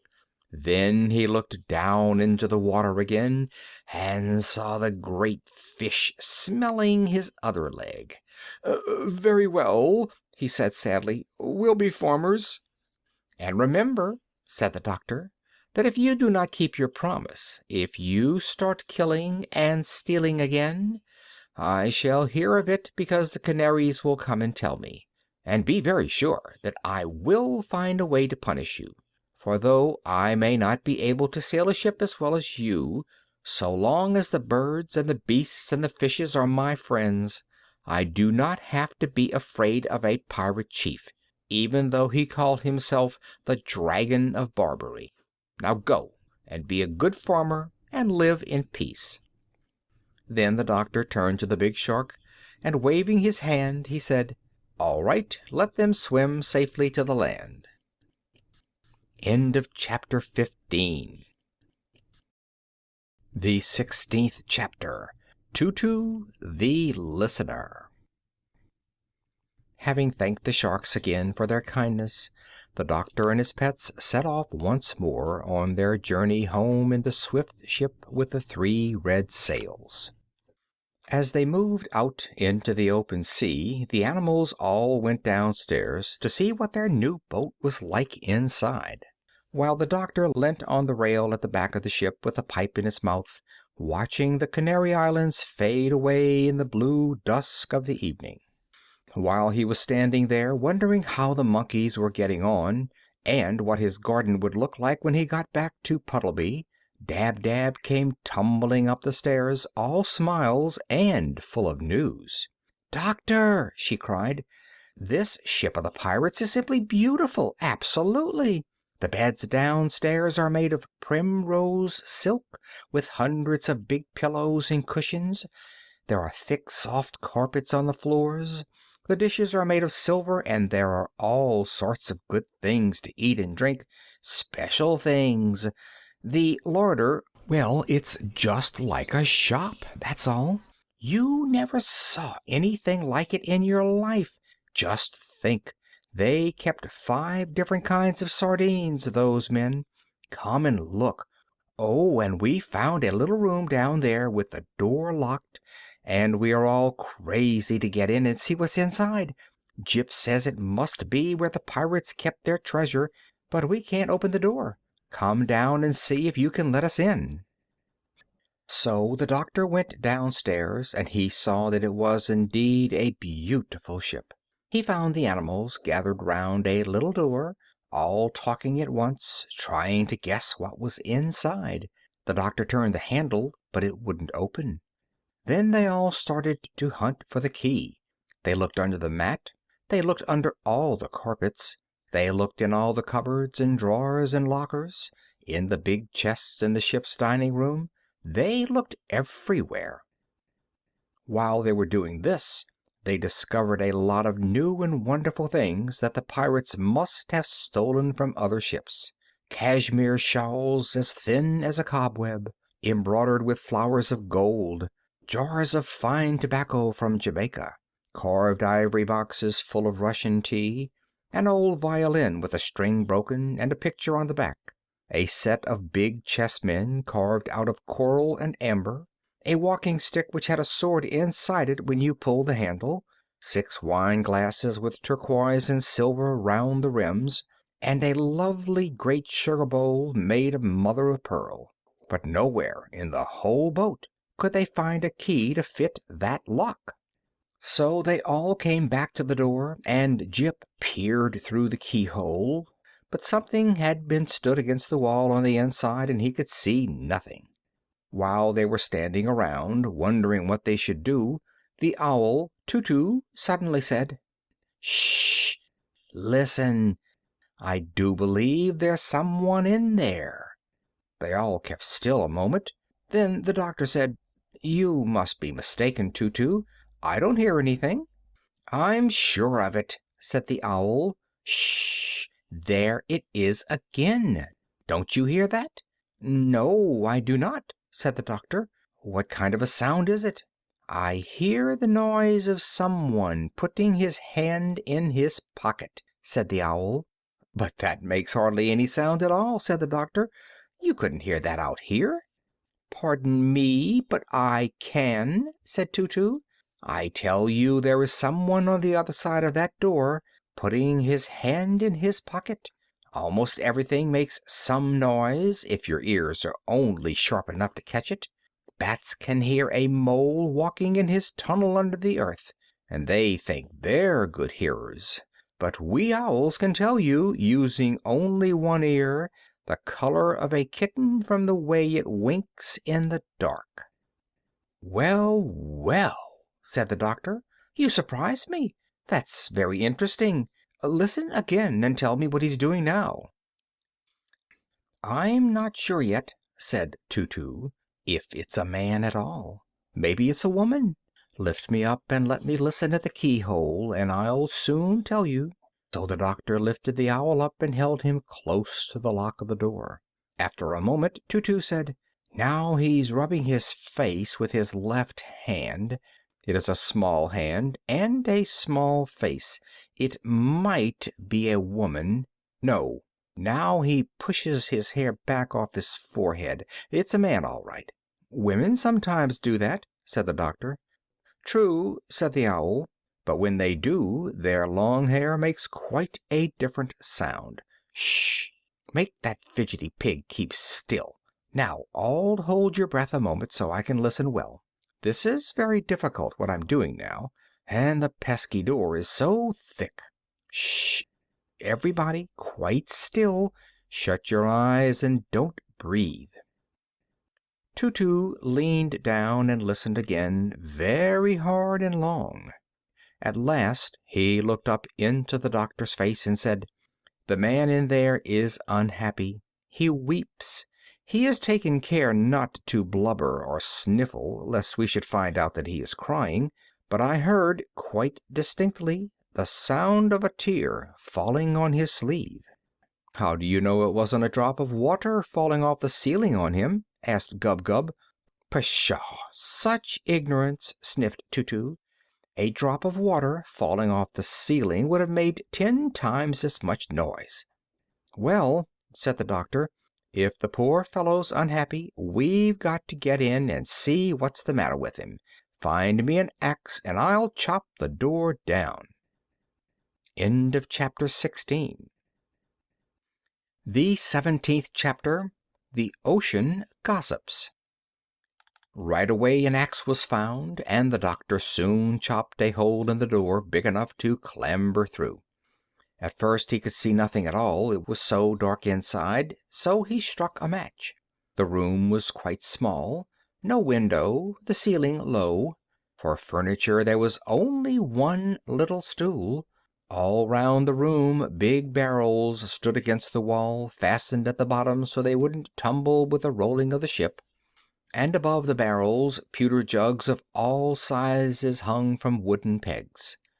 There was a strong winey smell, and in the middle of the floor sat a little boy, about 8 years old, crying bitterly. "I declare, it's the pirates' rum room," said Jip in a whisper.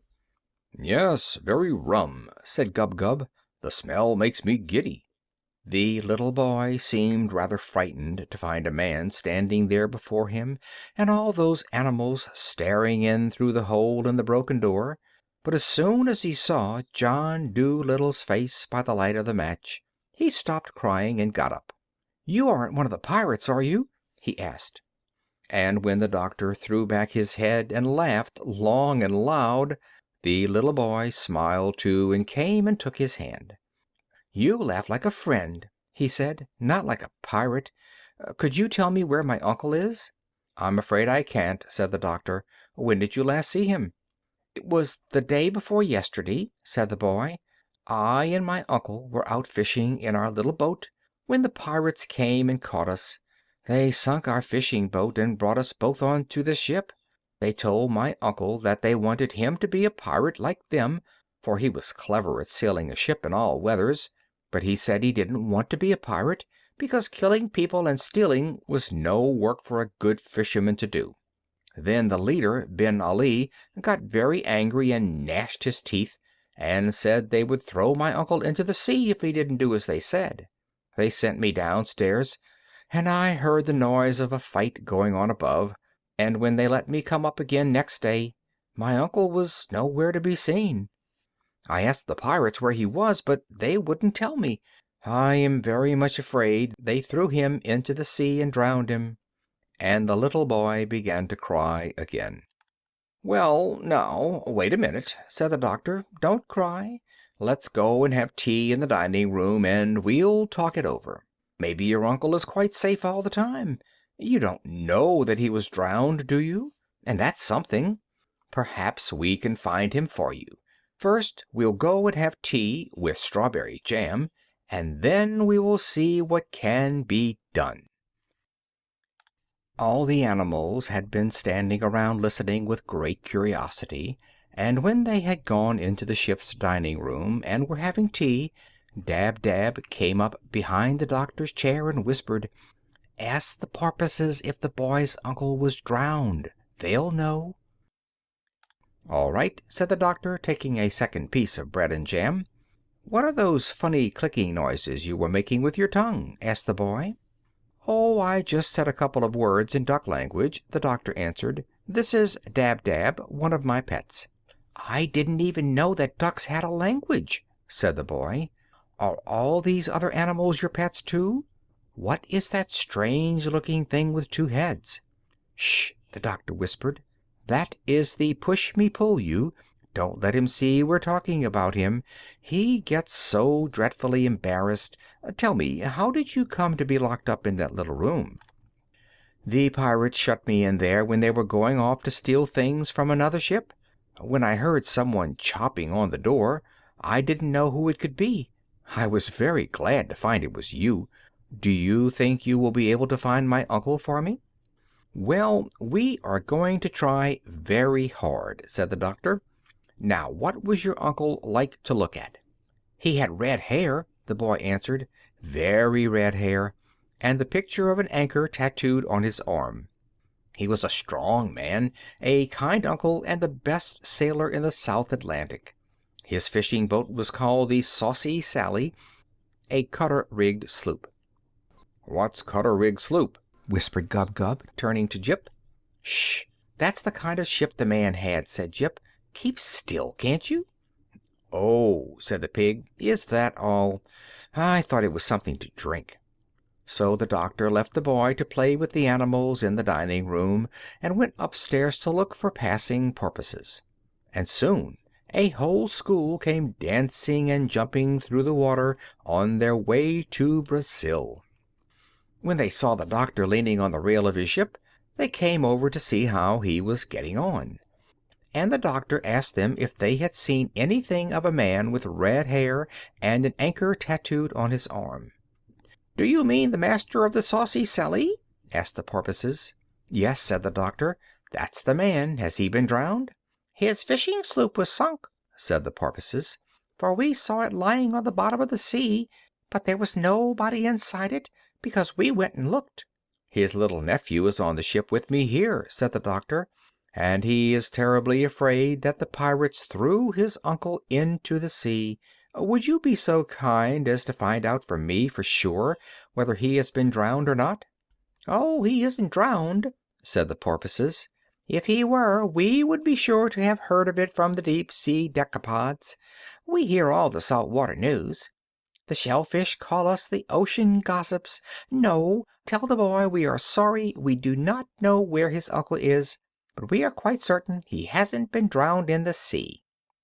So the doctor ran downstairs with the news and told the nephew, who clapped his hands with happiness, and the push-me-pull-you took the little boy on his back and gave him a ride round the dining-room table, while all the other animals followed behind, beating the dish covers with spoons, pretending it was a parade.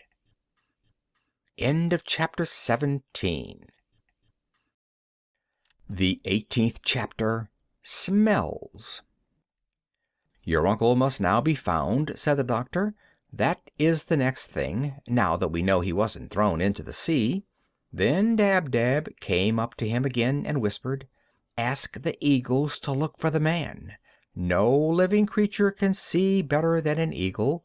When they are miles high in the air, they can count the ants crawling on the ground. Ask the eagles." So the doctor sent one of the swallows off to get some eagles, and in about an hour the little bird came back with 6 different kinds of eagles: a black eagle, a bald eagle, a fish eagle, a golden eagle, an eagle vulture, and a white-tailed sea eagle. Twice as high as the boy they were, each one of them, and they stood on the rail of the ship like round-shouldered soldiers all in a row, stern and still and stiff, while their great gleaming black eyes shot darting glances here and there and everywhere. Gub-Gub was scared of them and got behind a barrel. He said he felt as though those terrible eyes were looking right inside of him to see what he had stolen for lunch. And the doctor said to the eagles, "A man has been lost, a fisherman with red hair and an anchor marked on his arm. Would you be so kind as to see if you can find him for us? This boy is the man's nephew." Eagles do not talk very much, and all they answered in their husky voices was, "You may be sure that we will do our best, for John Dolittle." Then they flew off, and Gub-Gub came out from behind his barrel to see them go. Up and up and up they went, higher and higher and higher still.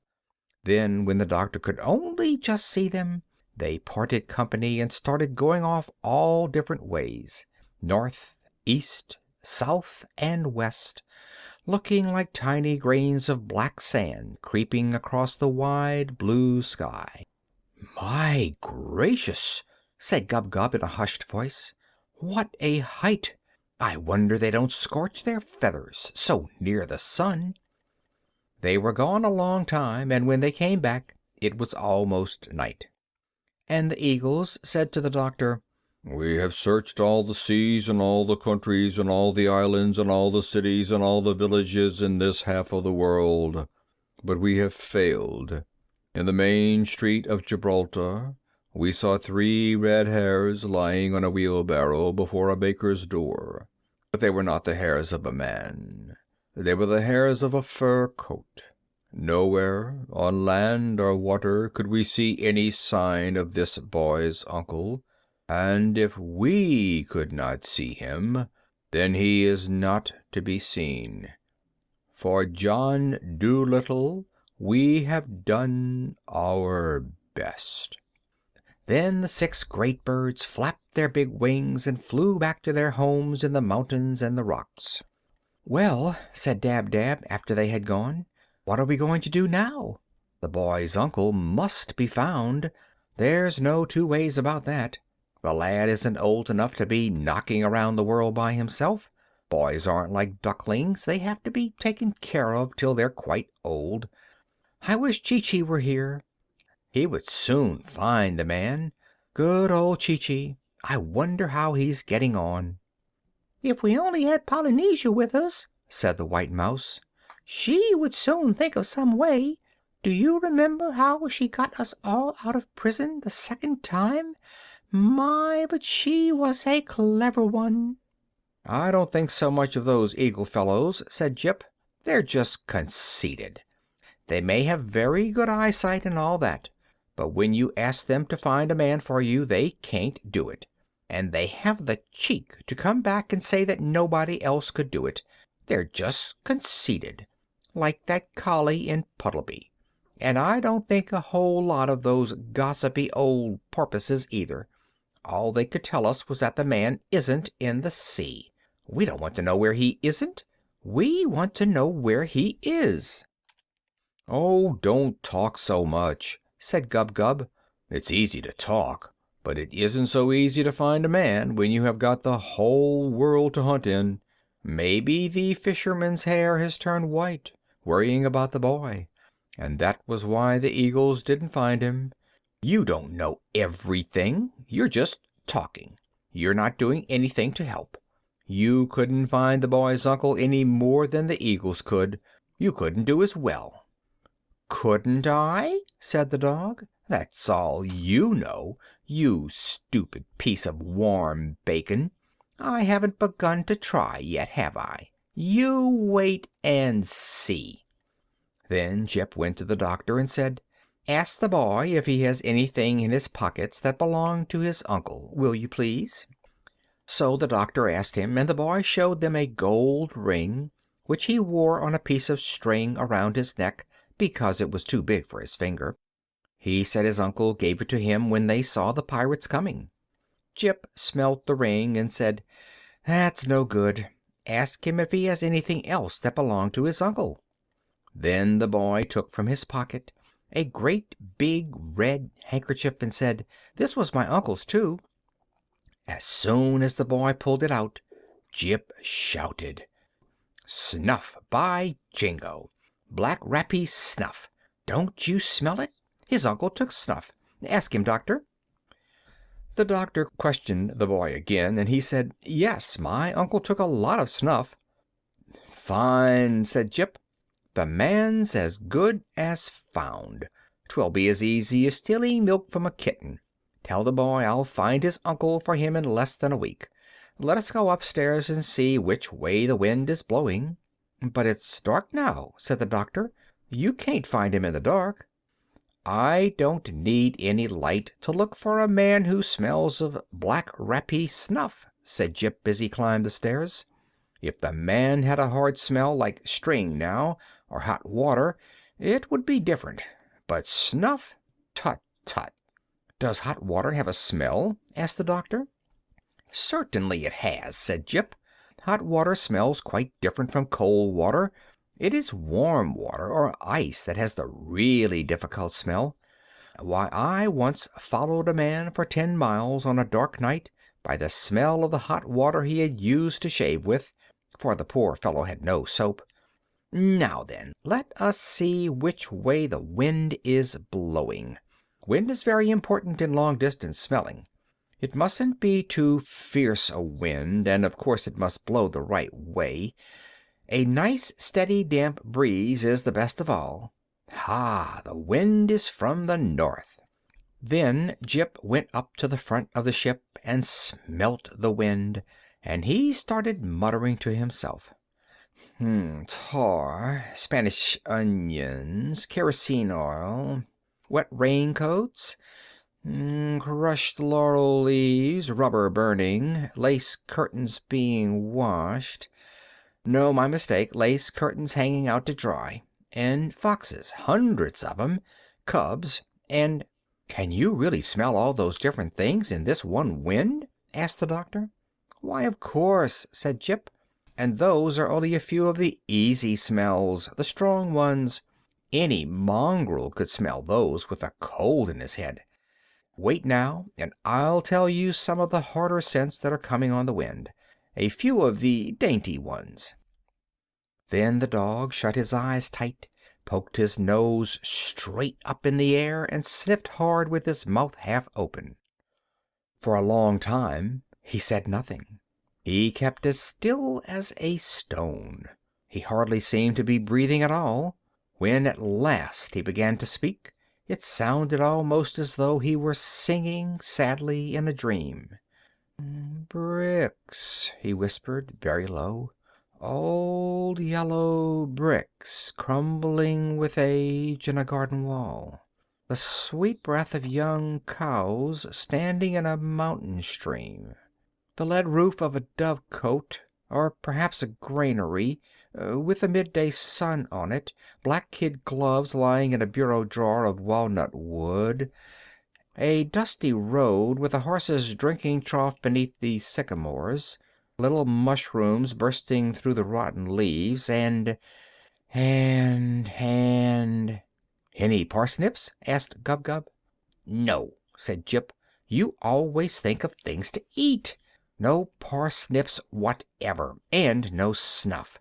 Plenty of pipes and cigarettes, and a few cigars, but no snuff. We must wait till the wind changes to the south." "Yes, it's a poor wind, that," said Gub-Gub. "I think you're a fake, Jip. Who ever heard of finding a man in the middle of the ocean just by smell? I told you you couldn't do it." "Look here," said Jip, getting really angry. "You're going to get a bite on the nose in a minute. You needn't think that just because the doctor won't let us give you what you deserve that you can be as cheeky as you like." "Stop quarreling," said the doctor. "Stop it. Life's too short. Tell me, Jip, where do you think those smells are coming from?" "From Devon and Wales, most of them," said Jip. "The wind is coming that way."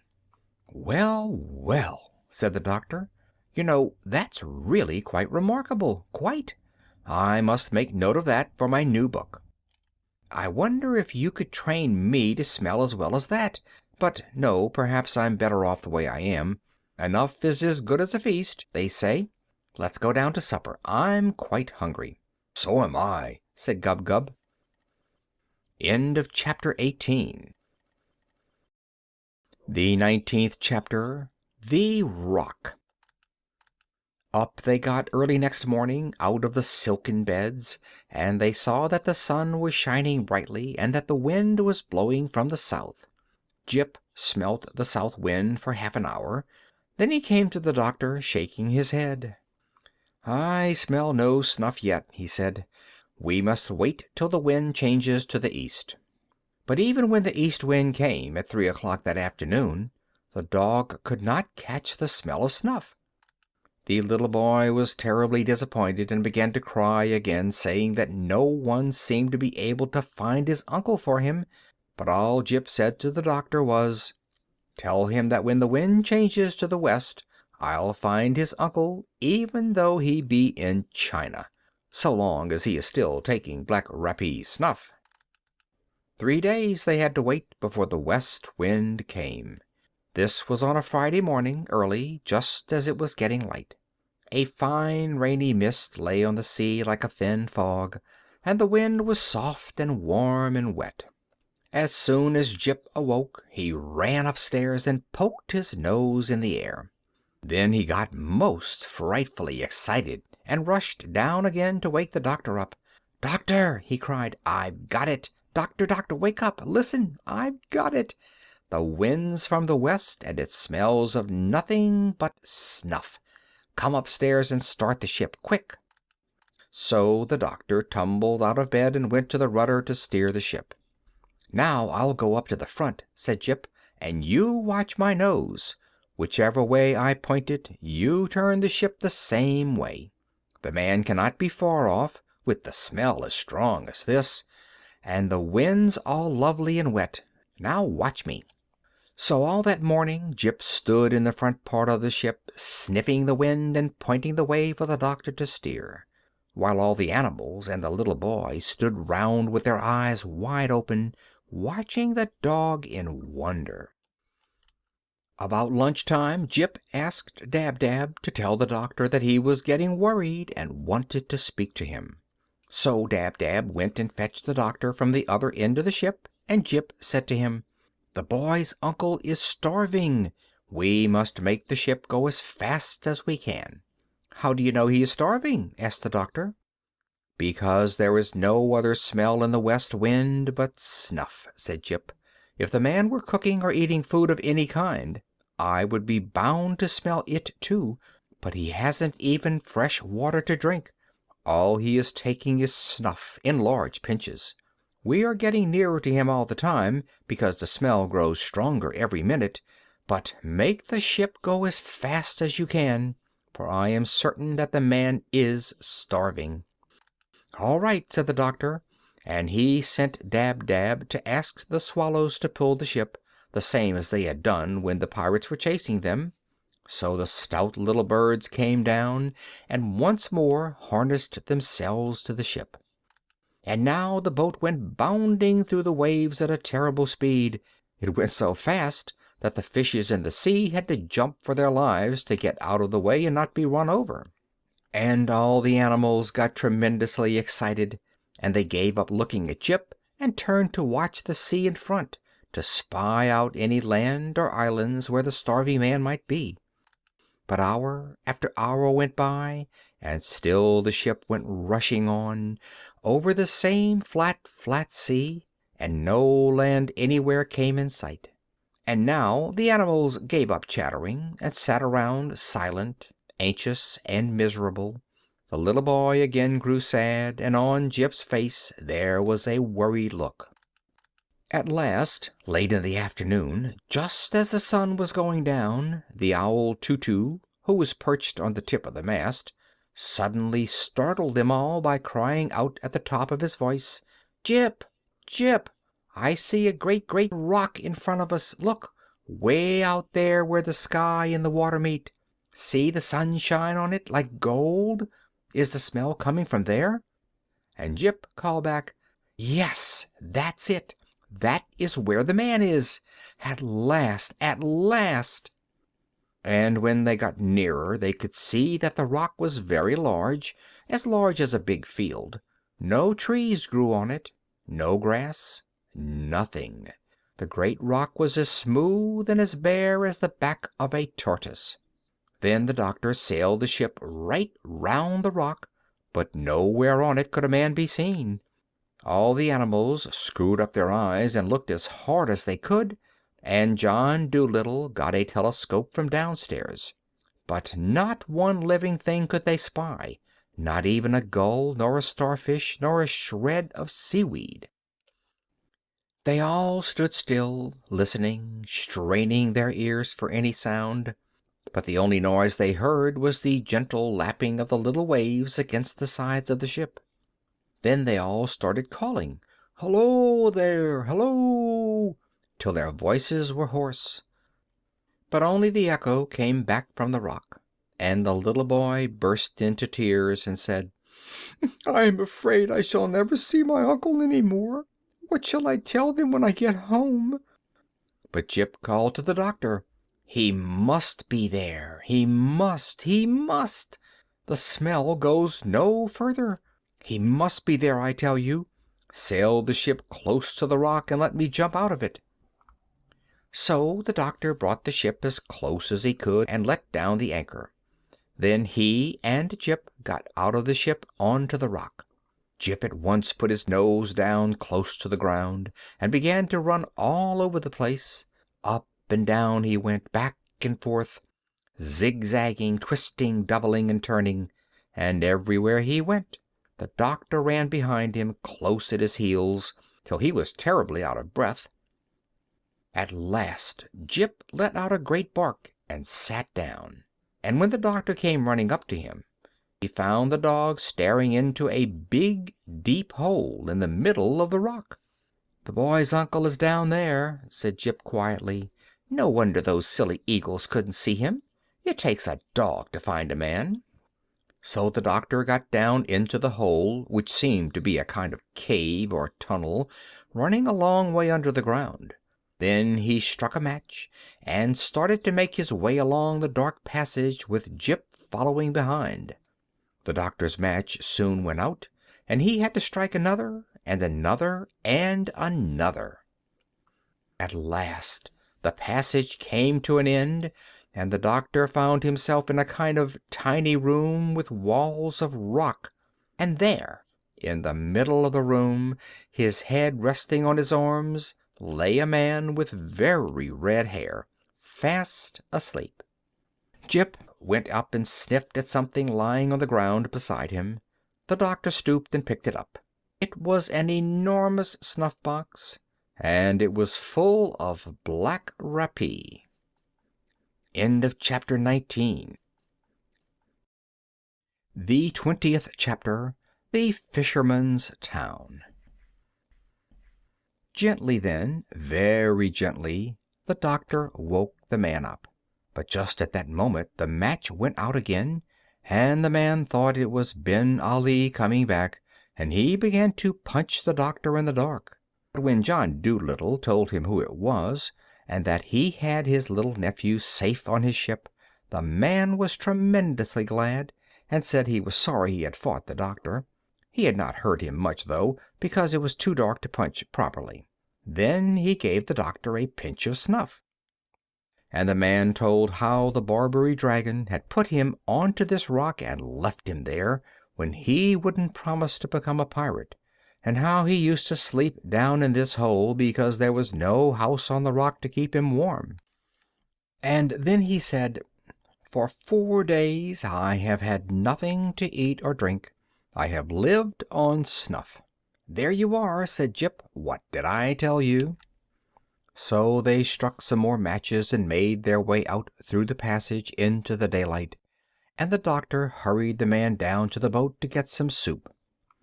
When the animals and the little boy saw the doctor and Jip coming back to the ship with the red-headed man, they began to cheer and yell and dance about the boat, and the swallows up above started whistling at the top of their voices, thousands and millions of them, to show that they too were glad that the boy's brave uncle had been found. The noise they made was so great that the sailors far out at sea thought that a terrible storm was coming. "Hark to that gale howling in the east," they said. And Jip was awfully proud of himself, though he tried hard not to look conceited. When Dab-Dab came to him and said, "Jip, I had no idea you were so clever," he just tossed his head and answered, "Oh, that's nothing special, but it takes a dog to find a man, you know. Birds are no good for a game like that." Then the doctor asked the red-haired fisherman where his home was, and when he had told him, the doctor asked the swallows to guide the ship there first. And when they had come to the land which the man had spoken of, they saw a little fishing town at the foot of a rocky mountain, and the man pointed out the house where he lived. And while they were letting down the anchor, the little boy's mother, who was also the man's sister, came running down to the shore to meet them, laughing and crying at the same time. She had been sitting on a hill for 20 days, watching the sea and waiting for them to return. And she kissed the doctor many times, so that he giggled and blushed like a schoolgirl, and she tried to kiss Jip too, but he ran away and hid inside the ship. "It's silly business, this kissing," he said. "I don't hold by it. Let her go and kiss Gub-Gub, if she must kiss something." The fisherman and his sister didn't want the doctor to go away again in a hurry.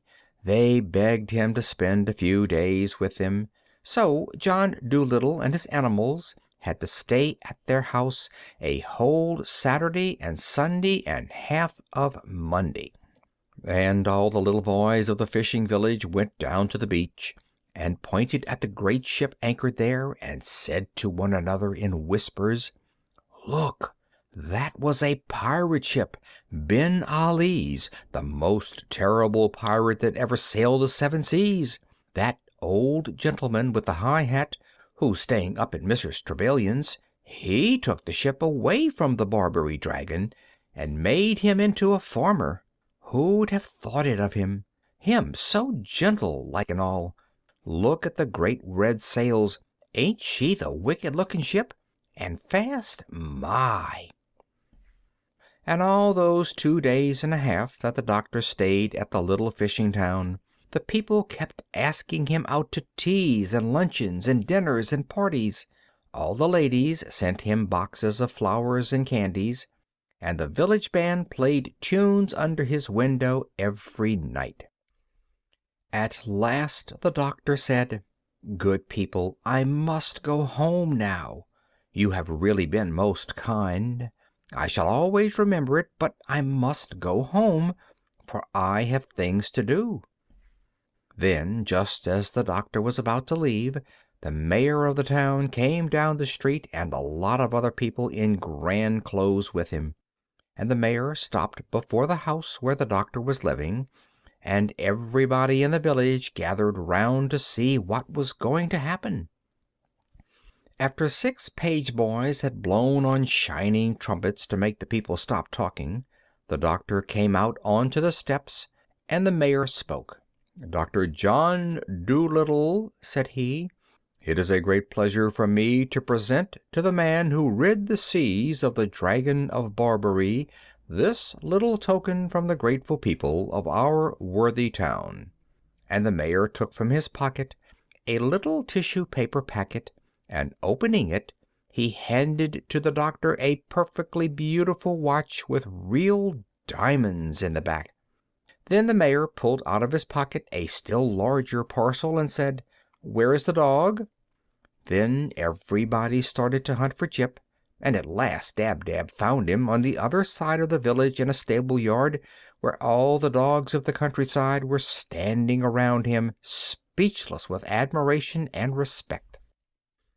When Jip was brought to the doctor's side, the mayor opened the larger parcel, and inside was a dog collar made of solid gold, and a great murmur of wonder went up from the village folk as the mayor bent down and fastened it round the dog's neck with his own hands. For written on the collar, in big letters, were these words: "Jip, the cleverest dog in the world."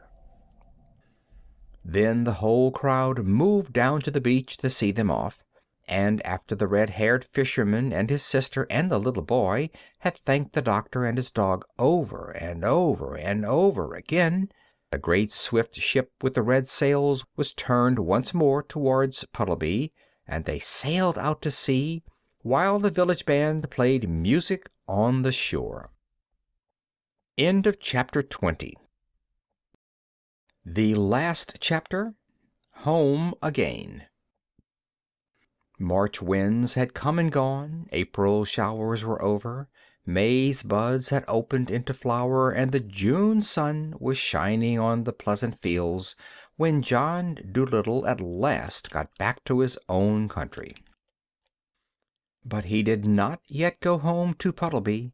First he went traveling through the land with the push-me-pull-you in a gypsy wagon, stopping at all the country fairs, and there, with the acrobats on one side of them and the Punch and Judy show on the other, they would hang out a big sign which read, "Come and see the marvelous two-headed animal from the jungles of Africa. Admission 6d."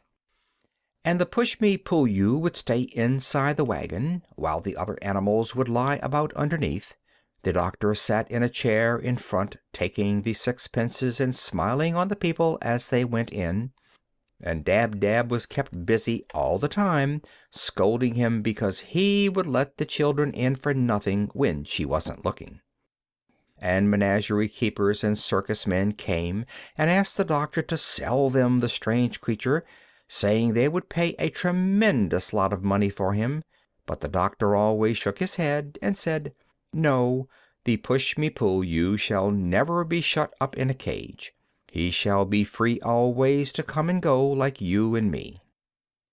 Many curious sights and happenings they saw in this wondering life, but they all seemed quite ordinary after the great things they had seen and done in foreign lands. It was very interesting at first, being sort of part of a circus, but after a few weeks they all got dreadfully tired of it, and the doctor and all of them were longing to go home. But so many people came flocking to the little wagon and paid the 6d to go inside and see the push-me-pull-you that very soon the doctor was able to give up being a showman. And one fine day, when the hollyhocks were in full bloom, he came back to Puddleby a rich man, to live in the little house with the big garden. And the old lame horse in the stable was glad to see him, and so were the swallows who had already built their nests under the eaves of his roof and had young ones. And Dab Dab was glad, too, to get back to the house she knew so well, although there was a terrible lot of dusting to be done, with cobwebs everywhere. And after Jip had gone and shown his golden collar to the conceited collie next door, he came back and began running round the garden like a crazy thing, looking for the bones he had buried long ago, and chasing the rats out of the tool shed, while Gub-Gub dug up the horseradish which had grown 3 feet high in the corner by the garden wall. And the doctor went and saw the sailor who had lent him the boat, and he bought 2 new ships for him and a rubber doll for his baby, and he paid the grocer for the food he had lent him for the journey to Africa. And he bought another piano and put the white mice back in it, because they said the bureau drawer was draughty. Even when the doctor had filled the old money box on the dresser shelf, he still had a lot of money left, and he had to get 3 more money boxes just as big to put the rest in. Money, he said, is a terrible nuisance, but it's nice not to have to worry. Yes, said Dab-Dab, who was toasting muffins for his tea, it is indeed. And when the winter came again and the snow flew against the kitchen window, the doctor and his animals would sit round the big warm fire after supper, and he would read aloud to them out of his books. But far away in Africa, where the monkeys chattered in the palm trees before they went to bed under the big yellow moon, they would say to one another, "I wonder what the good man's doing now, over there in the land of the white men. Do you think he will ever come back?" And Polynesia would squeak out from the vines, "I think he will. I guess he will. I hope he will."